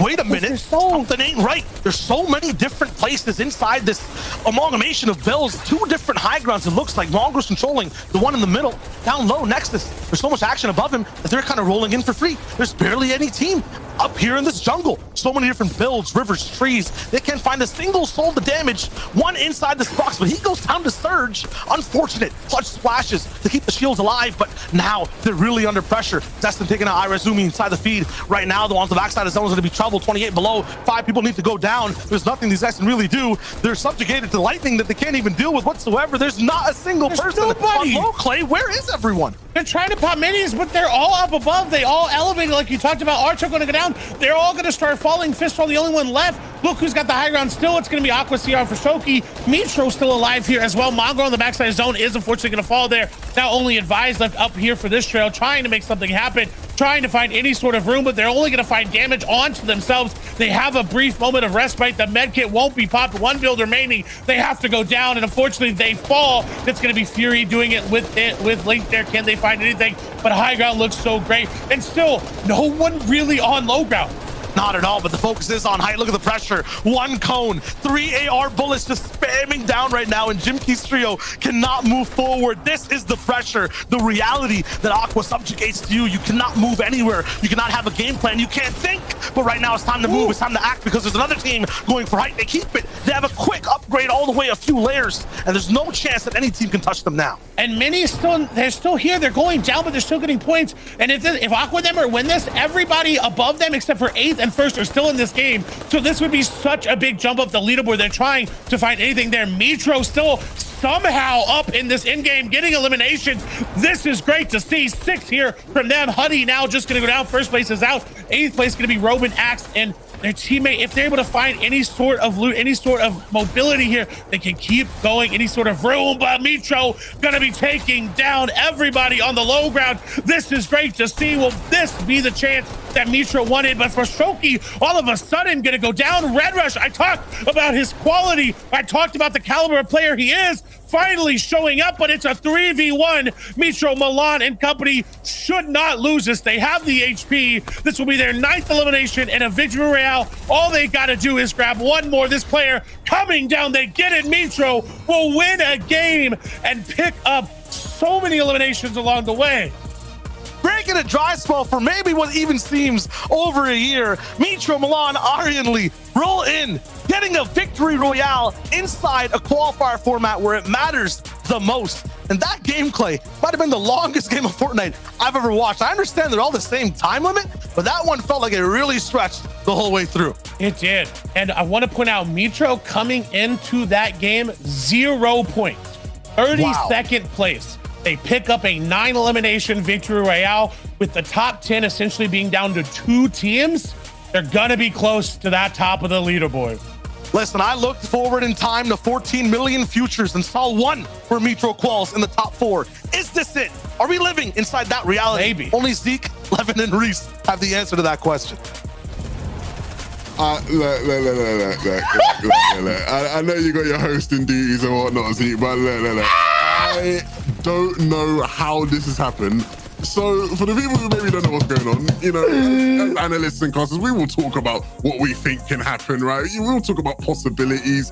Mitro winning a game in a set 33 team lobby was not one of those possibilities that we discussed. He's not done it in over a year. We talked in 2021, Mitro has not won a game in a set 33 team lobby. And now he just goes and does it when it matters the most. You know what? Yeah. We talked about this today, Levin. Literally 1 hour ago, we talked about this and it happened. And of course, Reese, Shy Wager tweeting out the memes, the 14 million possibilities. Is this the one? Is this it? I mean, he might be Shiren Man. I'm telling you, this could be the one. The time where he's predicted the future or been told the future correctly at the same time. But let's be real though, like, the reason that they haven't ended up winning a game is because they haven't made that many set lobby environments in previous FNCSs. And the last time they had one, and or Mitro in particular, because it was a different team composition, was back in Season 4 when Mitro ended up being the FNCS champion, winning alongside, obviously, Mongrel and Tayson at that time. And then last season's been a bit rough, or last couple seasons been a bit rough. So right now, picking up Victory Royale in a set lobby is huge for them. Yeah, look, it's been a rough year, but what? Time to turn it around, right? Like, it's no yeah. I mean, now it's a better time than ever, right? Guys, something happened to our winners from last game that literally was just a domino effect that resulted in all of this transpiring. Let's take a moment to relive this. Yeah, well, we talked about the possibility of Vidil, Janice, and O'Reilly, you know, doing exactly this, right? Landing on this hill, taking shots at the players landing at Dirty Docks, and we expected there to maybe be a bit more players, but we'll get to that, right? They were absolutely just destroying. They were destroying Michael's team, and it ended up being a fight that played out, right? No, O'Reilly's team decided, yeah, let's actually just push into Dirty. These guys are going to be low. And the fight wasn't so clean. You can see here knocks going back and forth, different players getting different knocks and eliminations. It almost went really, really badly for Janice. As you can see here, Verox really putting the team on his shoulders, but Janice was able to clinch it out. He was able to hit the final shot and secure that one, but they then ended up getting third-partied by License Trio, right? So pushing in cost them a bit, and it was why they weren't able to be in the fight for height against Aqua, CRR, and for Strokey in the end. And so it, you know, really did affect the way the game played out in terms of who were the main contenders for height. They can't get too confident, they can't get too complacent, they need to be careful. And as you can see, that complacency has pushed them down in the standings. Rax, Hutty, and Mini still sitting here in first place with 79 points, but no, Riley, Vidil, and Janice all the way down in 8th.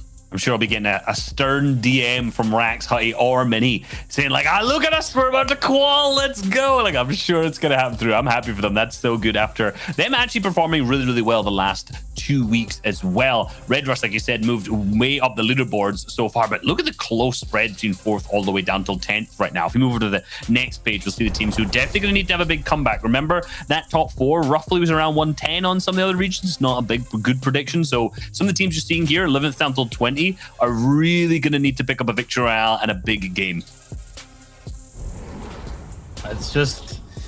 I'm just thinking about Shy Wisher, man. I don't understand how this guy has the third eye, but it's going to happen. So I like this. We only have 2 games left. Remember, this is a much smaller window. 4 games total. We're halfway through.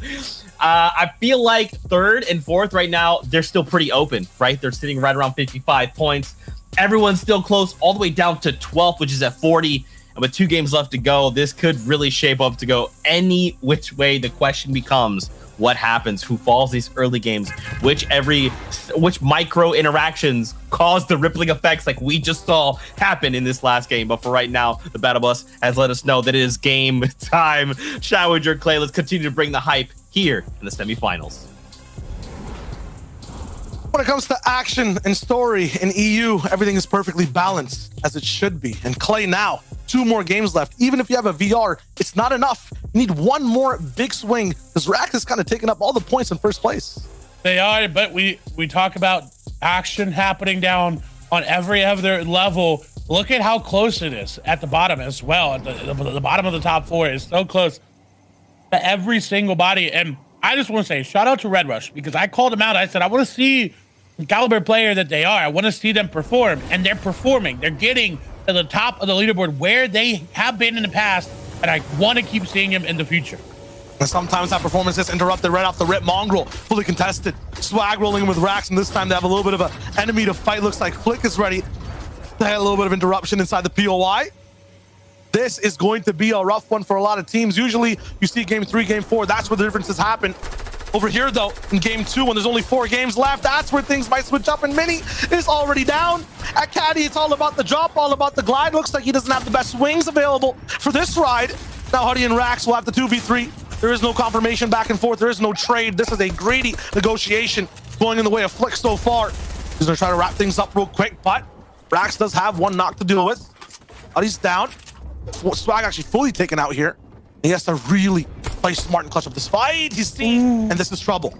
He's got a Mini to pop back. Has to be careful of that angle from the window, because they can get it. He's gonna actually have to get out. They can hop up. Will he have to go through? I think he's gonna have to go through the teleport. He has to drop down. Has to try to get some space. He can go over. There's gonna be a lot of fruits over there that can really get back up to fighting HP, but he's gonna get so much there from the pistol. Does have the chug splashes to get in a nice spot, and I like that they're getting in. They're disengaging again. You've got 5 minutes on those reboot cards. You don't have to play right away for them. You can definitely go inside the zone, do what you need to do. It's gonna be a tricky ride as well. Rax is not even gonna take the bridge. He's taking this completely off-road, but we know there's a team all the way at Camp Cod. That POI is not free either. Unless they've moved, this is a very tricky puzzle for Rax. He's going for the cube. He's gonna go get shield, gonna med it up, and is gonna go. He has to go back for those reboots.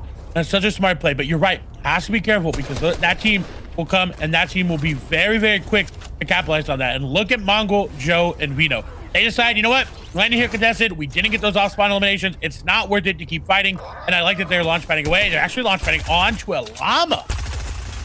This might be highly contested from the other team as well, but might utilize some of their AR damage on the llama to take it out a little bit quicker. Nice pick, really huge pickup, especially if you're landing 50-50 at that dish. There's not much loot, many mats at least, or ammo to go around, especially for 6 people. Finding a llama, huge for this team, and they might even go right back knowing that they have the HP advantage. They have the ammunition and mat advantage now. They know that Geds and Q-Roll have nothing. Q-Roll already in the air. They pop the shield of Geds. They're moving in for a 3v1. I like this. I like that this is decisive and quick, and they're gonna have to block off that launch pad, and they do not, I don't think, as that player was just able to get away. And this is awkward. Now I don't like it. This team's gonna disengage. They're gonna run away. They don't really have the ammo to keep spraying at it. They need to just realize, hey, it's not worth it like we thought it would be, and they need to go back on their rotation path. Wicks, which are gonna go down, I think, for the 3rd time today, and this is looking good for Tilted. Might also be asking, yo, where are all the big teams? Why are we watching 10-point teams right now in Weeping Woods? The thing is, with this format, you could have a big swing game. We could be watching the start of the story for Mongrel and Joe, or even Crizzy all the way in Weeping. They win that fight off spawn, you know, all they really need is 2 big games. They're still in contention inside this 4-game format. So that fight will still be tuned into, I think, all the way until at least game number 4. We watch that thing go down. Maybe it's not going to be worth that moment, but still lots of action all across the map. Saw that Mini's aggressive. We get to get a little bit of quick stat, a reminder that he is again. I mean, the big thing for these guys is making sure that Rax can at least survive and get some placement in this game, get a few points. If they break at 80-point threshold, it'll be huge. Shooting with some winners though from that last game, Mitro, Arian Lee, Milan. They're only 9th place overall. They need to hit top 4. A win is cool and all, but with the consistency of these top teams in EU, with having a top 10 or double-digit elim, you know, top 5s, the VR will not be enough. Mitro, Milan, and Arian Lee, they'll have to do this again. They're gonna need to do it again. And for Mitro, that's a very tall order. I mean, the odds are not in his favor. This is, I think, his first one in over a year. That is a very, very, very big odd to overcome, but they did it. They've got Milan on the side. They could do it again. They have the same setup too. You look at the map on the left side. We're gonna be staying near Holly, Weeping, or Sludgy, right? It's gonna be deja vu from the last game. Thing is though, low ground in that zone wasn't too hard outside that first 5th pull. They didn't have the craziest adaptions to make. They really got to play their game. If they're allowed to again, if lots of teams are going for height, I mean, what was it? We were watching in the 8th zone. This one team on low ground needed just a little bit of damage. They couldn't find a single trio clay for like 50 seconds. Like, I've never seen that before in an endgame. I haven't either. It was so unique that nobody was on low ground. They were all so elevated up. And I'm definitely going to go back and watch that and just see where everyone was. Absolutely. The reason for that, too, is just these guys understand win conditions, right? Lots of these players, they have 166 finals trips in total, and the experience, it's all about making it through the semis. It's all about knowing when to go for that big height retake or stay on the low ground. Apparently, a lot of teams chose height to be the factor to win right there. Future went for low, and that was the one, the road less traveled, that he got to just survive in the whole time. Looked really good right now, though. It's all about action. It's all about the battle. 3-way breakdown, a nice pinch, and already Axe Force's shield is down. This is going to be a nice advantage for Mitro, Milan, and Arian Lee. This 3-point pinch is so tough to deal with, too. You can't double up on one single angle. Every single person is kind of individualized. And if you do crack a little bit of a shield, a quick jump down, a fast excavation of these guys hiding in these builds will be ready. This is good.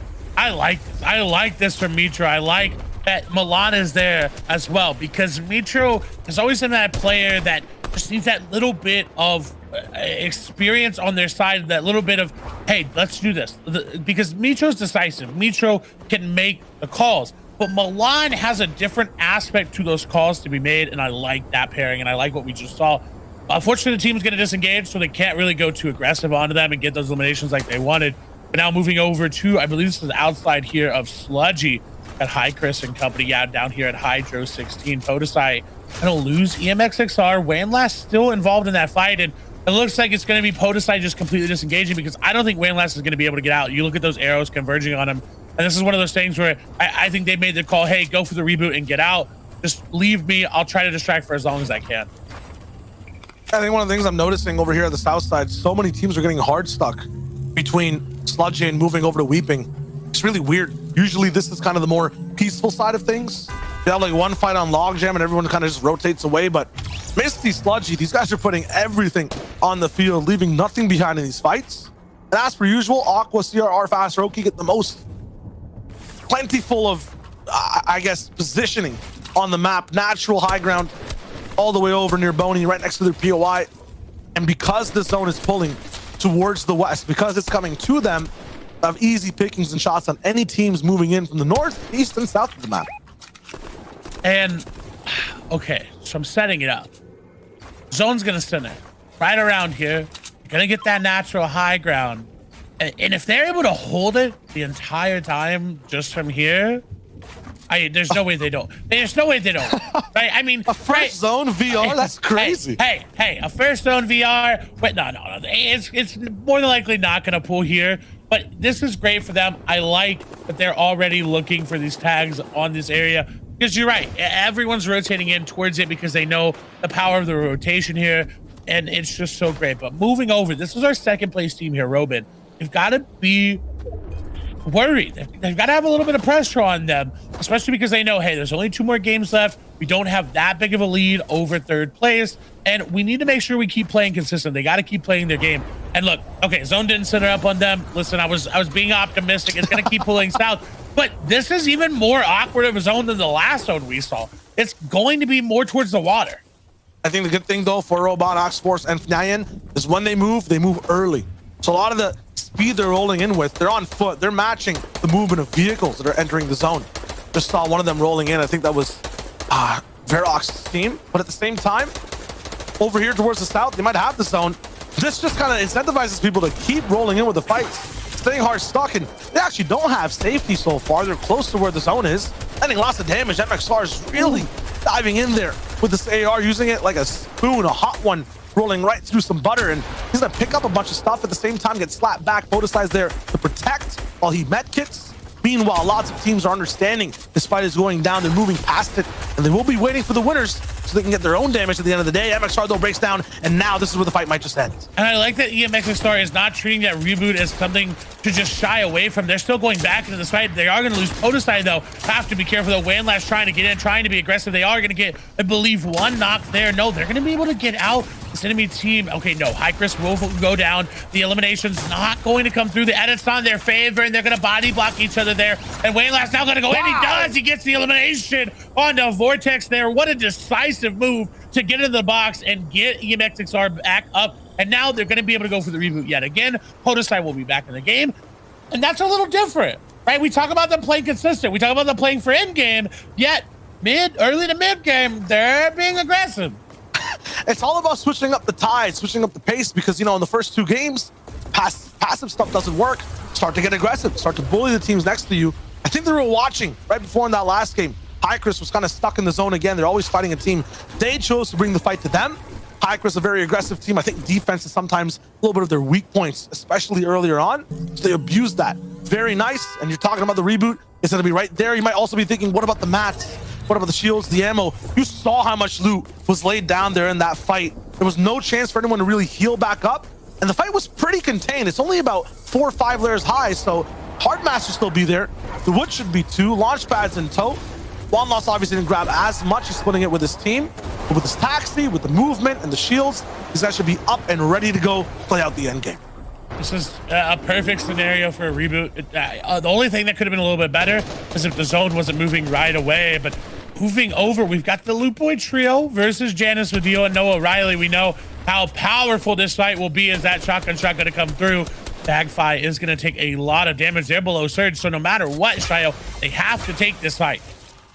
Big thing about taking fights right now, if you guys are paying attention to the leaderboard, every single team, the person above or below them, there's only a separation about of about 1 to maybe 5 points. So every time you wipe a trio, every time you get an elim, you're boosting your placement up so much. You're really climbing through these rankings. Blue boys right now might be incentivized to maybe go for a fight, maybe upgrade themselves to 38 all the way towards 50. That's where you get closer. The top 4, it's that close, Clay. It's about a 12-point difference for every single team around the 30-point threshold to be in your top 4. And look at how split they've got Janice, Vadil, and Noah Riley. If they hop on to Noah Riley here, he's all by himself. Janice and Vadil all the way on the low ground. Noah Riley going to recognize that and immediately get together and realize, hey, that was not where I wanted to be. But again, the lead boy trio needs to keep pushing. They have to find tags. Janice, Vadil, Noah Riley, kind of not concerned with the situation at all. They're looking on the backside zone for any sort of fights as Rad Rush is getting involved into some fights. A quick eliminations as we hop over. That's going to be 3 for them. But no! Not like this. Big invasion from the right side. Red Rush is going to go down. All up to Exterios, working so hard to win that fight. 600 damage above Surge as well. Look at the loadout this man would have had coming into this end game. 61 points in total too. They really upped everything from 3rd place to maybe overtake 2nd, push forward the whole way through. But unfortunately, this might be their end. And it's going to be win-loss for Society MXXR. This is not like them at all. They don't care. They don't care at all. They just want to push in, take whatever they can. They see a fight, I want that.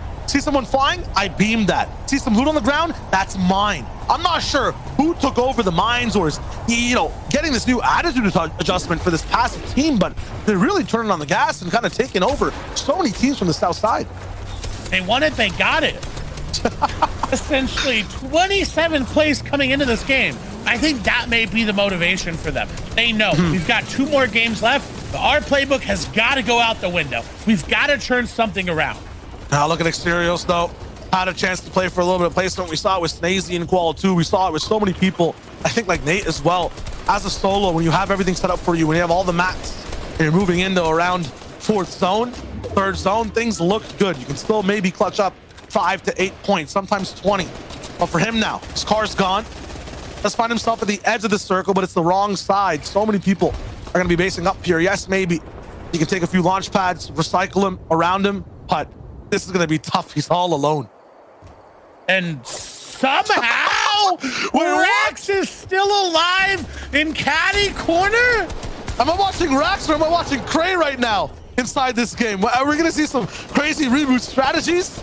Yeah, you said 5 minutes. It's been a little bit more than that, Clay, for the reboot to come up. I'm not sure what he's doing, but he's got the first threshold to place him. It looked like. No, is he actually going for the reboot? There's no shot. Okay, he's not. What is he doing? He's going back for any sort of fruit, vegetables that they can find. No way! No way! My man has so many med kits, so many heals. It's just what? All right, well, I kind of low-key just want to watch Rax. I kind of low-key want to watch him too. Let's just stay here for a moment.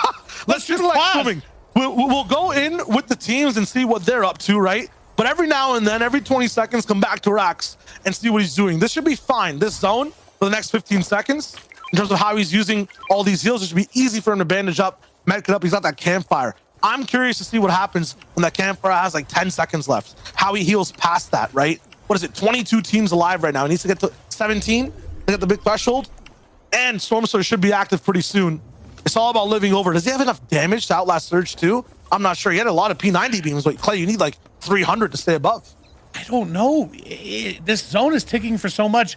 They can't try to get in. They don't have the HP to do it. Gonna pop the med kit here again. The math, they literally are doing it down to almost a T, it feels like. Yeah, I'll give you context for this too. Rax, Huddy, Mini in first place right now. Have the most points so far, have almost a 20-point lead on everyone you see here, or at least the second place team you're gonna maybe watch try to survive.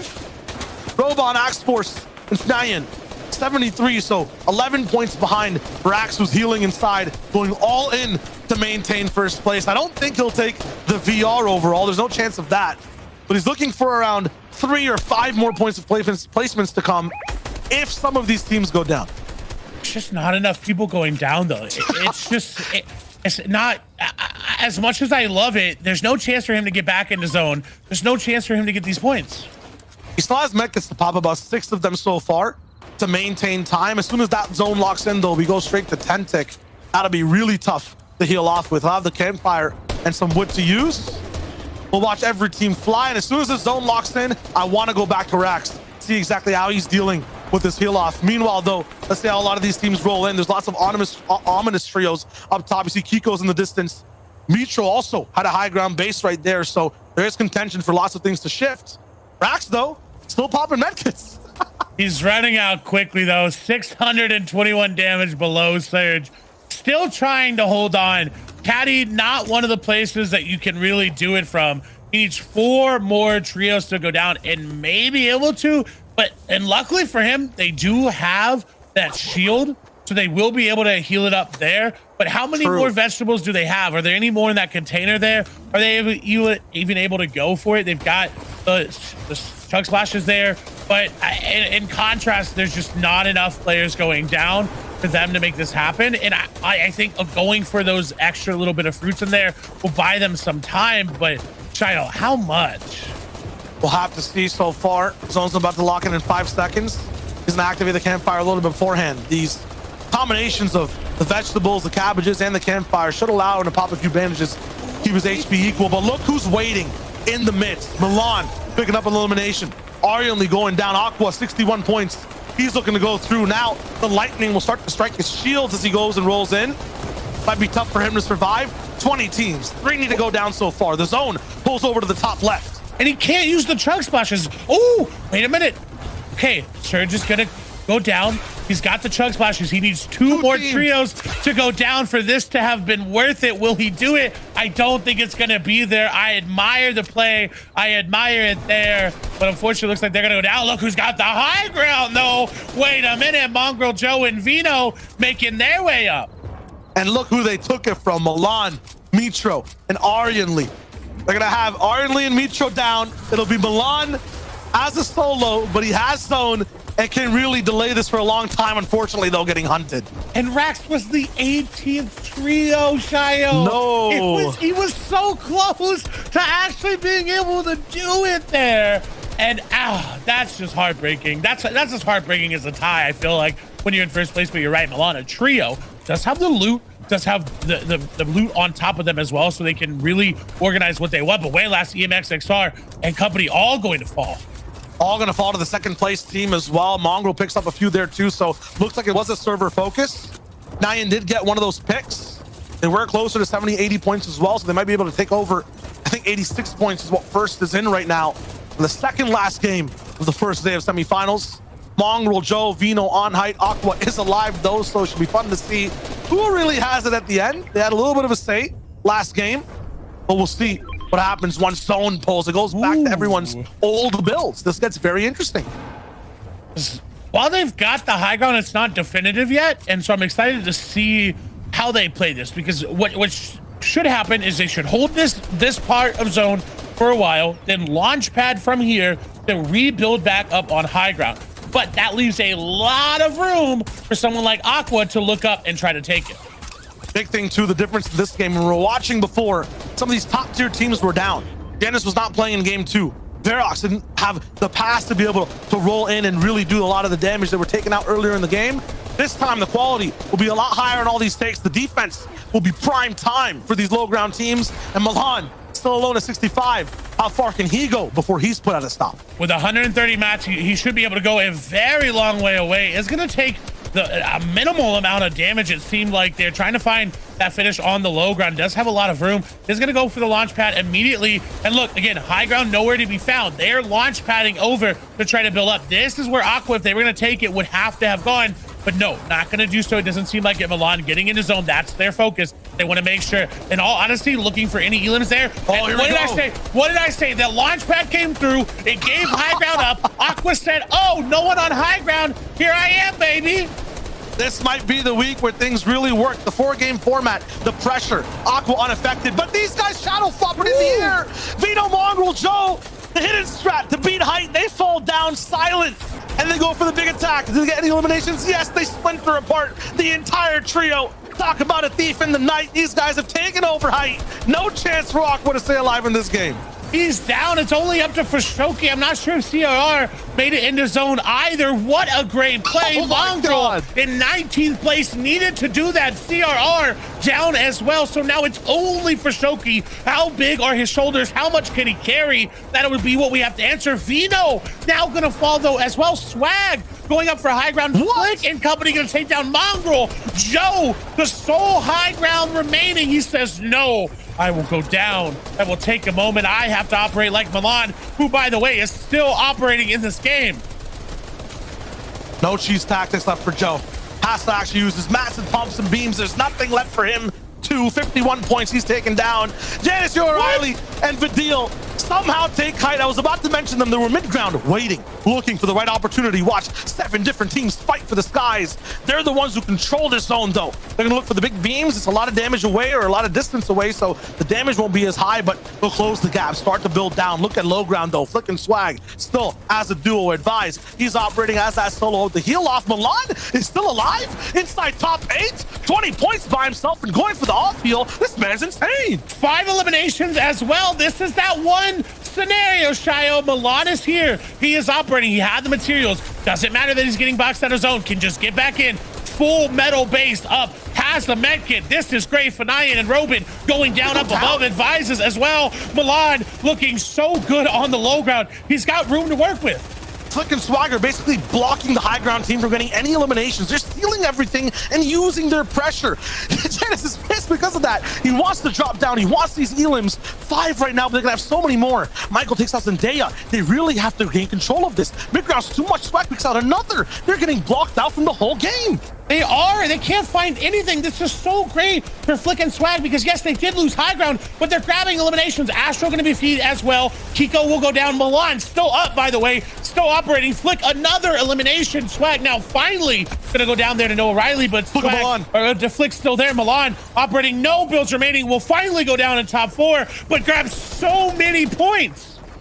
Oh my God, Milan is inevitable, and he hits another top 5. Meanwhile, though, things ending close and personal. ZQ versus Vidil. He takes the big shot. Michael now down. Astro, Verox by themselves. Low ground is also elevating, so they're getting squeezed. He's making sure the builds are all there on the left and right, leaving a few open doors, opportunities for the pump, but there's too much distance for him to actually land a shot. Outside the zones, he's looking for anything. The key shot to hit to change the fight, but Vidil is too strong. Another game that they win. Another chance for him to wrap things up and bring them to finals. This is a phenomenal display of performance from this trio, and they're finally alive inside the FNCS. 8th place going into that game, and I gotta think 1st place coming out of it looking so great. It really wouldn't be a finals without them, and so game number 3 going over. This is great. It is intense. It is close. It is everything we could have wanted. And everyone's like, oh, it's halfway point. No, we only have one more game, Shia. Yeah, there's not like one path we can follow. There's solo clutches going down. There's full trios still surviving all the way to 2nd place. Yeah, these guys might be in the lead, but what's the rest of the story? Zeke, Levin, Reese, you got your work really cut out for you, you know? Like, it's tough. You know, Shy Wager, it is tough, but thankfully we got the best in the biz. We got Reese, we got 11. We'll break it all down for you. The victory.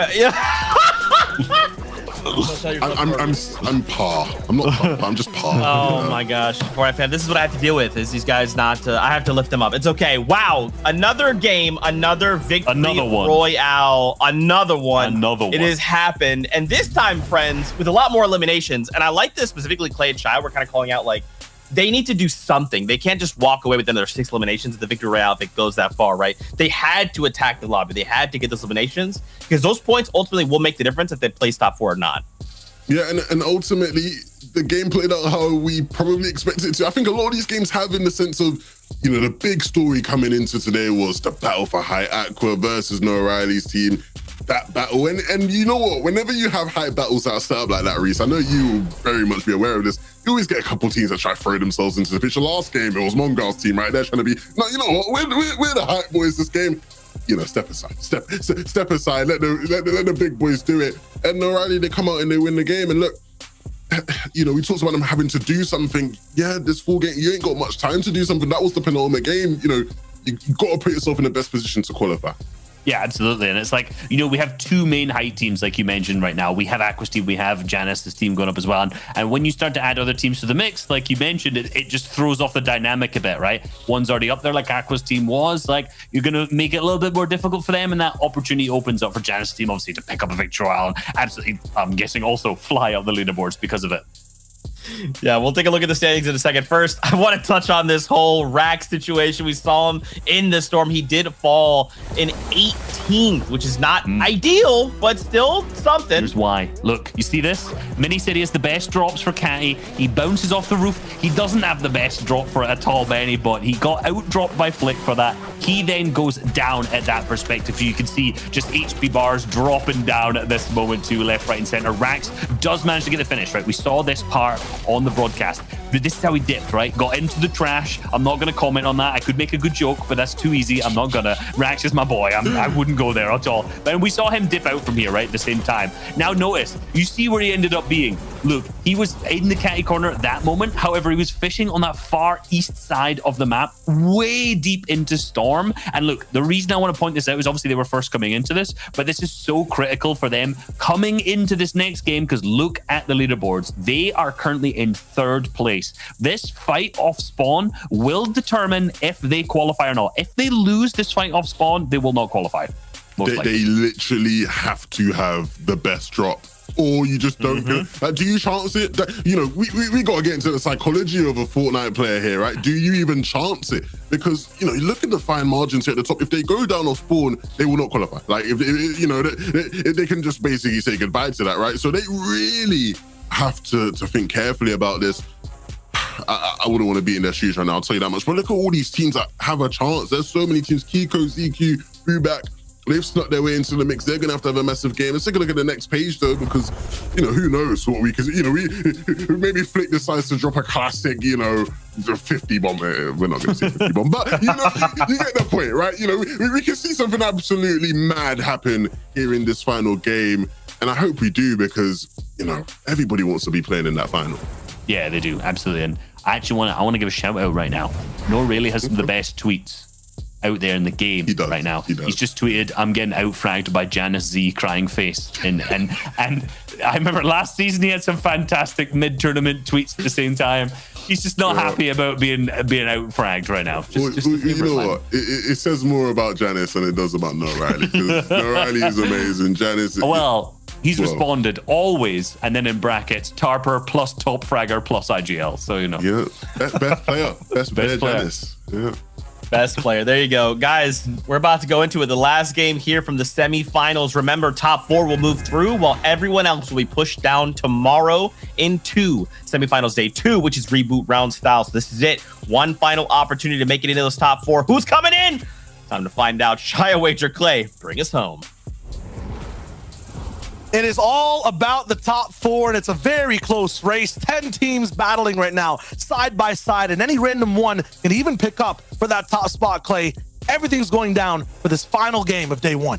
This is like the final game of the finals for a lot of these players because it's the last chance for them. If they don't want to go to that semifinals tomorrow, which is reboot round-esque, we've got to stay here. We've got to watch this all-spawn fight. Who's going to come out top? Pablo Wingo already taking a lot of damage. Huddy getting traded back, though, with damage. Rax does take a lot as well. No weapon up here. What can they find? They have to find something. Pablo going to go down, but Huddy gets traded out. Can they find anything? No, they're going to go down as well. It's all to Mini. Once again, can they find anything? They had the best drop. It's going to be a 1v2. Huddy's still up. They haven't found the finish quite yet. Flick is going to find it there.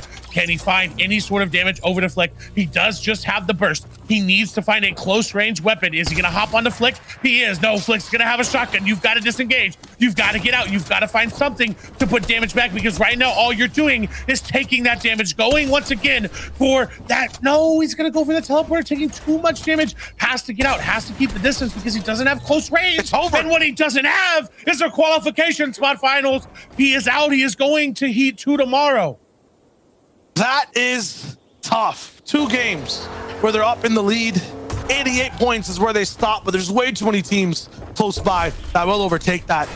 The final runs for, or their finals run for now will be put on pause, but day 2 is always available with a clap back.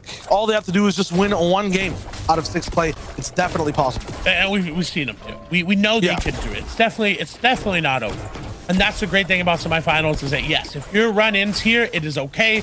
You have tomorrow, but tomorrow is going to be chaotic. It'll be the most chaotic day of Fortnite we have ever seen in its history, I feel like. Other than a couple moments, won't talk about those, but I think Stroud knows where I'm going with that one. But they still, we know they can win.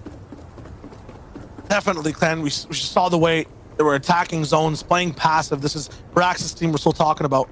Cuddy and Mini beside him. Playing from Caddy too, completely contested, winning off spawn multiple times and being able to keep the game under control. It's difficult. Maybe tomorrow, Flick might not even be there. You know, maybe he has a very phenomenal performance here right now, ends up popping off 11th place so far. With those points, they should be boosted up to the top 10.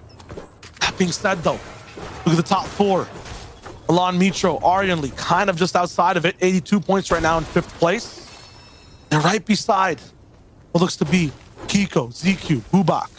Brax obviously down. Robot, Axe Force, and Fnayan up at that 90 threshold. Vidil, Janice, Noah Riley. Phenomenal performance today. About to break triple digits. They're looking good too.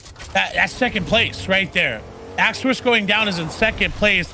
That is such a big fight happening, and it definitely is something. Takes them out. Yeah, it's Hikers takes them out as well. If Robin and Fnayan go down as well, as Robin's gonna fall, now only left up to Fnayan. That will be second place almost out. If second and third are out of this game, that's gonna be super tough. Isaac's also being focused by Mongrel and Joe. They'll look to really start to take the lead, or at least try to get inside that top 10 for the moment. Mongrel kind of clapped back. I'm still wondering exactly what's happening with Fnayan. This is going to be a fast finish. That's fine. 3 members taken out from a trio. Good for Vino. I'm still glued to that feed. 2 teams taken out so far. Trouble at Dirty Docks as well, as fights break out there. That's in 10th place. Verox. Fnayan is swimming away. He's trying to swim to the finals. Back to chapter 1.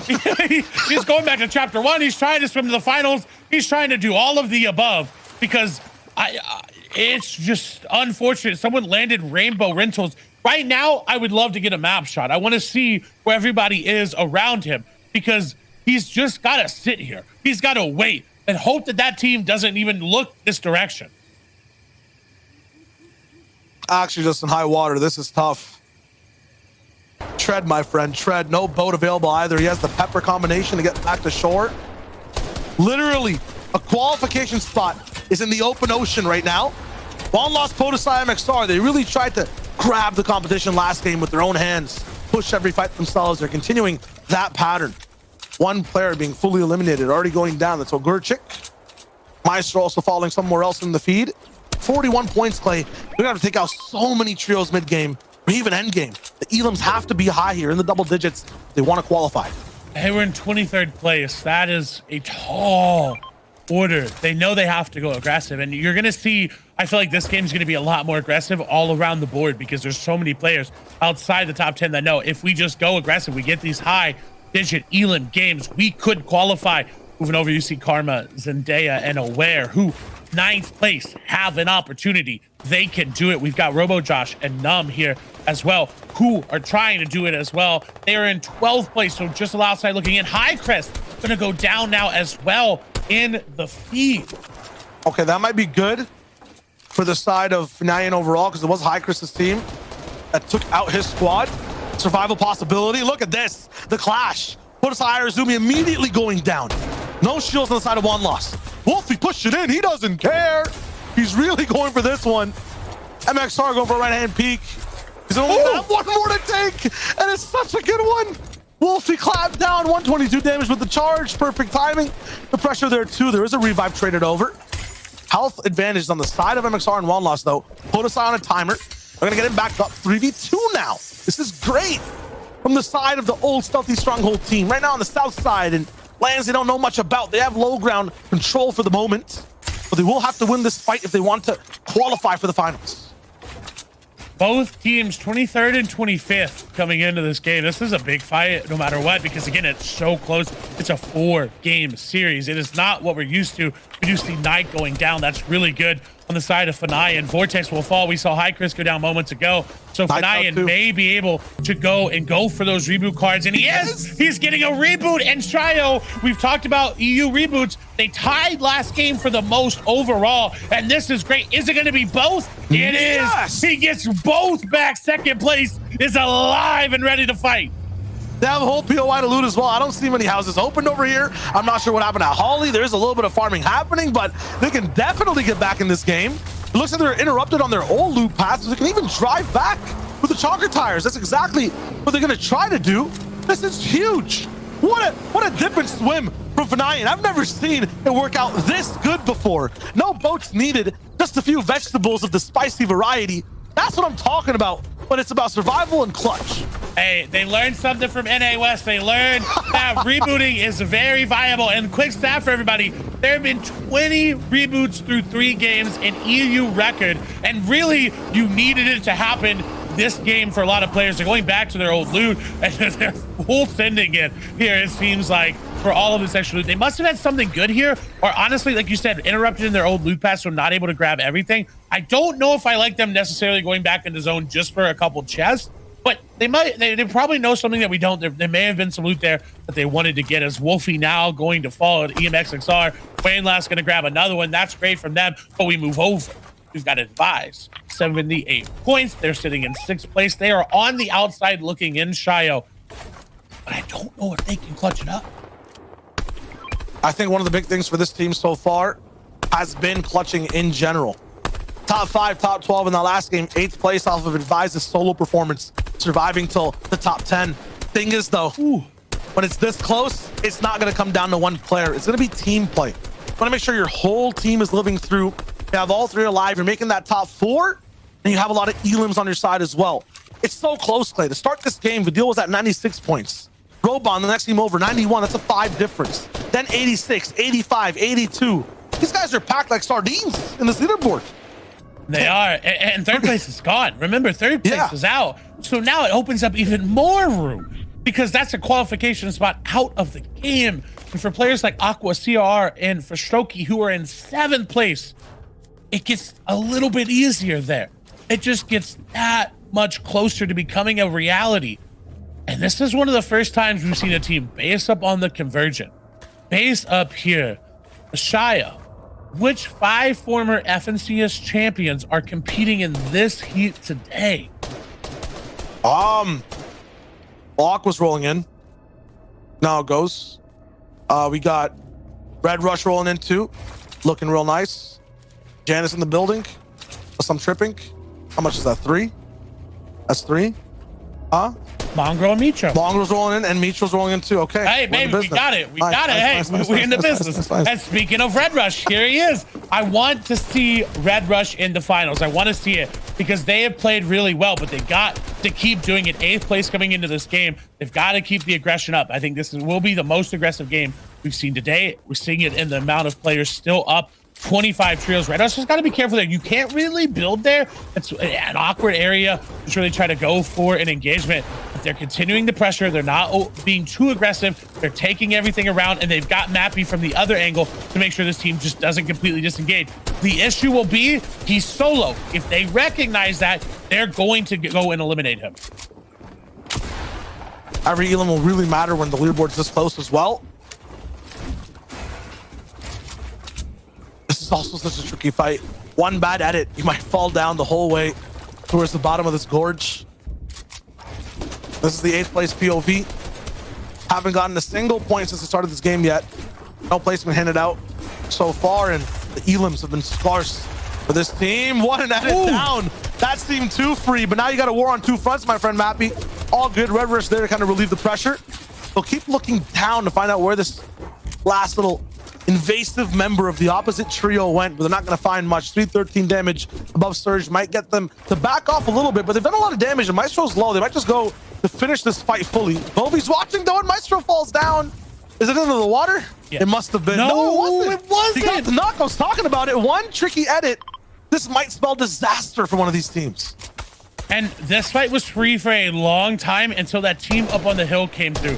Now they have to be careful. If they want to get creative, they can hop in that boat and just spam those rockets. But they don't need to be creative now. They need to be together, and that's finally what they're doing. Just keep that pressure there. You have the edits. Mappy realizes that, is able to go and try to cut them off there. Cynic will fall now. Only Styler remains. This is a fight they needed. You talked about not having any points. This is where they're going to get them. There's the edit, the box up. That player had nowhere to go but back to the lobby. This is great. 81 points now. 3 eliminations, well above Surge. I like that they're dropping into the Gorge because it's going to give them a lot of natural cover. But look, Vavi Fishy coming in as we move over, though. Mitro, Milan, and Arian looking to get aggressive onto this team's rocks. Already very low. This could be where they push themselves up even higher. 5th place. They are the team on the outside looking in. If they just keep playing the way they have, there's the elimination, Shio. Things are looking good. Rax is already down. They've taken over his points. They just need to survive now and win this fight. They could even get 3rd. Arian, though, taking a lot of damage. Mitro has to heal. They have the pinch still going, though. Another Elim. Arian, Milan, they're the main characters for this fight. Tilted all by himself, 70 HP, down to 0. A huge fight to take. A lot of shields to have as well. But there's another trio just waiting right beside for them to get in the zone. And it's not over for these guys. They have one final test in the mid game. 93 points. That already moves them up to 2nd place. Right, just there. If everyone, this point stalled out, that would move them up to 2nd place. So this is great. They're inside a bush. They're going to look for a big drop down, but nothing's going to happen. Driving right back in, Mitro, Milan, and Arian Lee. They kind of have height here. It should be fine for both teams to disengage, but you know these guys, Clay. They take it personal when someone tries to knock on their door. They do, especially Mitro. And if they were to get these eliminations as well, this would just be such a confidence boost going through. I know how badly Milan wants this. I know how badly Mitro wants it, but you're right. That's 2nd place, trying to play gatekeeper right now. The question is, are they going to score, or are the goalkeepers up above just a little bit better? All about who ends up shooting that first shot. That's a scary, scary fight. At this point, it might almost even be close to 1st versus 2nd. I want to get an update as to where Vidil, Janice, Noah, O'Reilly are for the moment. If they've gotten a few eliminations or if everyone's caught up. Boobox also just hit 90 points. They'll be right behind Mitro now in 4th place overall. Mitro in 3rd, Robon's team in 2nd. Vidil's all the way in 1st so far. The zone pulling towards a little bit central south again.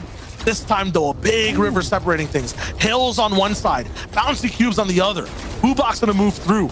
This is gonna be a crazy display of how different a Fortnite zone can be on different sides. Look at how many people have based up on the convergence as well. You can end up moving for free off of it, have a big glide. At the same time, lots of people on the hill will have free shots to take at those in the sky. I really wanted to pull to the convergence. I want to see how these players, because again, you like Boobox just tried to do, you can't break anywhere here. It is very 2-dimensional, right? Normally you've got this 3-dimensional space to play with Fortnite, but you can go up and you can go down. That's really it, depending on where you are. There's not a lot of movement, but if you go too far down, you're going to be hopping around doing all kinds of things. Absolutely. Look at the stark difference in color too on both sides. On one spot, you can't really see what's going on. Arian Lee with these builds, the bushes, there's also camouflage. If you look over to the purple, you can pinpoint every single build, Clay. You can watch people moving around their boxes, the purple behind them. It's very easy to land those shots. So 2 different worlds, 2 different countries right now, split apart by a river in this 3rd zone. But when high-end 35 AR ammo, that's not going to be enough. Axe were 75 AR ammo, 9 shotgun ammo. That's not going to be enough. They are going to have to find elims, whether it be back on the Mitro's team or in this mid to late game, because they need it. They don't have any elims. I'm worried about Surge for them. And look, if they get decisive, they have to go into one team. It's gonna be Mitro. There's nobody else around, and we'll see where this zone comes. This is normally when EU gets aggressive, but no Surge, not gonna matter. They don't have to worry. And Shio, it suddenly gets very hard for all but 5 teams. It's not only that. Think about the future of this game. When it comes to half and half out, when it comes to moving zones, the IGLs right now are thinking, okay, do we take the hills on the south side? What happens if it moves to the convergence? How do we move against teams like Milan, Arian Lee, Mitro, Axe Force, literally 2nd and 3rd looking down and shooting at us, right? Do we save the pads for maybe the conversion zone? It's going to be very tricky. Not many people have experience moving around that cube town in the end game. So you have to be thinking 3 zones ahead right now and still dealing with the problem of rotating in this one. But look at where Mitro, Milan, and Arianly are. Look at where these arrows are. But look at high ground. Nobody has it. No one controls it on this side. All they have to do is walk up. They have enough mats. And if they gamble right, that's high ground. Now, the lower you are right now in this zone on the mini map, the higher point of elevation you have. So completely correct. These guys are coming in from outside the safe point. They will have the highest elevation in the zone. That was such a free rotation. They needed that. That could secure them a qualifying spot right there if they get lucky with half in, half out, and then 6th zone. Now, that's going to be a lot. There's a lot of luck involved there, and we're not over yet. But for Shoki, Aqua, and CRR, one of our main points, they've got luck on their side as well. Yeah, but they have such a different situation. Usually we see Aqua all the way up top. Big lobby focus from them, though. This is Kiko, another team inside the top 5. 4th place right now, getting affected and going down. Aqua's not going to stop the pressure. Usually their sights are set on height. They're looking to bully a team and stop them from playing this game, and it might be because of Surge. Look at Robot Fnayan and Axe Force. The reason they're not fully going for position just yet, they're trying to stay behind and bully some teams. 88 below play, and that clock is ticking. In 30 seconds, damage will start to come through, and they're only getting worse. Mitro gonna get an elimination. They don't have Filch here on the side of Robin, so they have to go. They have to make the play. Look, the pre-edit comes through. I love this. Not many players using that pre-edit. They're gonna get it. It's gonna be so beautiful too. The entire trio gonna get caught off guard. They take a lot of damage on Fnayan and Robin, though. They get the damage back. They can disengage. They can get out, but they don't have the mats to do it. They're doing it, but I think the right call here for them was really just to keep going, because as I say that, I'm going to take it back immediately, because Shio, look at where the zone just pulled. They got zone, they got blessed. Only a few more boxes to make, but that might be all they need. They have a launch pad to move with moving zones. They can stay in the sky or drop in a box while they fly once these zones starts to move. This is a huge gift for them so far, but lots of teams, including Aquas, are looking for their next spot to be at. And Kiko able to get back up, and they're able to get eliminations back as well, but they're still below Surge. They have to keep going. This is 4th place, about to go down if they do not find Elims. Janice gonna fall now as well. That's a very big elimination in defeat. I don't know for Strokey falling as well. Big teams, big names going down. Milan will get a return elimination, maybe able to get everybody into the zone, but the question is, where are Vadil? Where are Noah Riley? What is happening there? Because Bubik is going to go down. There's no way 4th place is going to get 200 damage. I don't think they can out heal it. Bubik just has to go. They have to find something. There's nothing to be found. Noah Riley going to go down. It's all up to Vadil. What can they do? Can they solo clutch it? Bubik out of the air. Stormsurge takes him out. Where is Vadil? Look closely. See if you can find him among the mess of people. I cannot know. Back inside, back behind, right there underneath Shadow. 20 HP for Vadil. What can they do? Can they find anything? This is very big. We have to keep a very close eye. Surge is off. Kiko can stay alive. 4th place. No! 1st is out. Shio 1st, 3rd, and 4th out of this game. Every single person in the lead makes way for Mitro, Milan, and Arianly to steal this game. They have the best base, the best spot on the entire server, and everyone ahead of them has been frozen in time. You cannot even predict that this is possible. This is literally a 1 in 14 million chance. They'll go and see where the next zone is. The pings have been dropped on the map. Everything's marked. They've hit triple digits. All they have to do is hold on and keep their arms and legs inside this ride, stay alive till the 9th zone, and clinch a qualification towards the finals. Is this that opportunity for them? Is this the moment we will see Mitro in an FNCS finals again? Is this the trio that put together the run? I like that they're waiting. They're waiting for this zone to come through. But you're right. They have to stay alive. Up in the sky, they start to move. Red Rush also doing his groove to get towards the front side of the zone. The one factor in this game that can change everything is nerfed. It's Aqua, Fastroki, and CRR. Fastroki's down. There is no reboot. There's no chance for them to really catch up. Red Rush sniped from the skies while he lands, and Mappy is down too. That's another big team. They're out completely. The only one ones really in top 5 that are surviving are Robot's team so far, still alive, and then Mitro's so close to keep playing this game. CRR taking a lot of damage. Aqua's still there. Robin, Fanai, and Axe were still somehow able to make something happen. This is second place, trying to secure any points they can because, again, they are the only team with the qualification spot still up. The only team that can keep fighting, but they're below Surge. They're low on ammo. They have to be aggressive, but did they bite off more than they could chew there? No. They have time. They have a little bit to work with. They have enough match. They have enough time everywhere else. They just have to find it. Surge is going to hit now. They are running out. Pablo Wingo going to go down. That's a big elimination there as well. Robin trying to find anything. Surge is hitting desperately, going in the box. Look who has the high ground though. No, it's going to be stolen away. It's going to be EMXSR, Wayne Last, and Podosai again. Baxworth, the only one up. No, Fanai in there as well. Surge finally going to stop hitting them there. CRR in the feed going down. That's going to be it. At second place is Al Shayo. It is anybody's game right now. Mitro, Milan, and Ardley, the ones we need to focus on. They are at 108 points. There's no way they have not qualified right now. But the question is, can they do it? Can they go all the way? Can they get first? Is there any other team also contesting? And I know One Lost has height, and they've been getting so many eliminations so far. Voxy 2 finally active in their game. 108, Aqua on 92. He might be on the threshold to knock Qual. This might be one of the sickest solo clutches we've seen from Aqua so far, and he might still need a lot of points to stay on and Qual for those EU finals. MXR still trying to operate. Mitro is down. I repeat, one of the biggest aggro endgame players is not going to be here. It'll be his duo looking to clutch it too. Aqua, 92. What are the points around him? We don't know, but he's trying to hit that triple digit as fast as possible. If I can get an update on Podosai as well to see how close they are to qualifying, this might be a huge run. Aryan Lee with a big shot, a flick on the flick, so to speak, and he's the one to keep the dream alive. Still inside the zone, still looking good.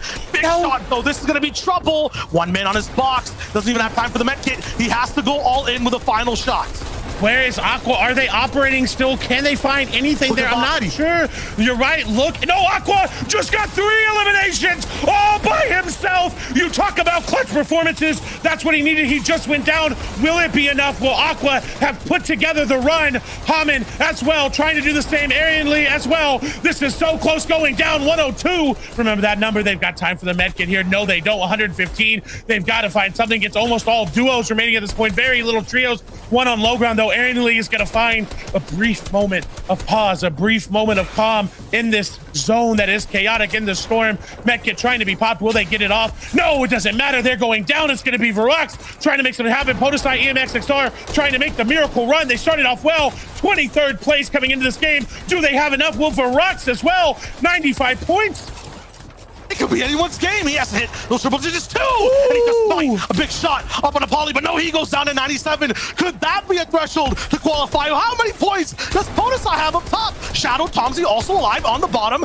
Big shots inside though. Lots of people going down in the zone. 82 for Shadow. Tomsy, they're still surviving. Up on height, looking to close out the game, looking to win overall. That could qualify Podosai to win out completely. 3-team scenario. 15 seconds left on the feed. This is going to be a last fight that decides it all. And they're going inside the box. Tomsy hits the first shot. Shadow's trying too. Both teams on 80 points, and they get denied. But what is Sohan doing? Can he get anything? Can he deny them anything? No, they get denied. 94 for Shadow, Tomsy, and Bloomy. Is it enough? Is it going to be what they needed? The victory round was there. The moment was there. But in all honesty, we have no idea who secured first. It's probably going over to Mitro, Milan, and Arian Lee. But second, third, fourth are really up for anybody there, because in typical EU fashion, it was chaotic down to the very last moment.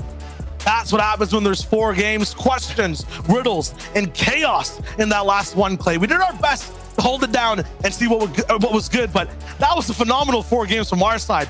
Thank you, man, once again, for hopping on, repping the quals. You did a phenomenal job today, and those are some crazy games. They were indeed. It was a pleasure to be back over in EU, and I'll see everyone back in NA West with you later tonight. But we've got to throw it over one last time to Zeke, Levin, and Reese to see who exactly qualified. Thank you so much, my friends. Clay, hanging out with us here in EU was a great time indeed. My goodness. In typical Fortnite fashion, Levin, it all comes down to the last game. Man, it always goes like this. It's never something that's set in stone. We can never predict moments like this. The chaos. That's what we live for. you literally are never certain, especially in a 4-game format. You're never certain. You know, you always got to keep one eye open. You got to make sure that you're not complacent, that you're really fighting for the prize, because we go into that game, you know, almost thinking, oh yeah, no, Andy, they've made it. Oh, these guys are, oh yeah, everything's good. Oh, just have another good game. You can't, right? You got to make sure you have a banger, and we're about to find out who it was that was able to do it. But Zeke, I know I'm gonna feel bad. That's my issue, and I know I'm gonna feel bad for someone barely missing it. You don't have to feel bad, man. It's okay. Don't forget, we have the reboot round tomorrow, so let's take a look together to see which of the teams did make it on through. Remember, it's the top 4 that will auto-qualify on to finals. Vadil, Janice, and O'Reilly hung on!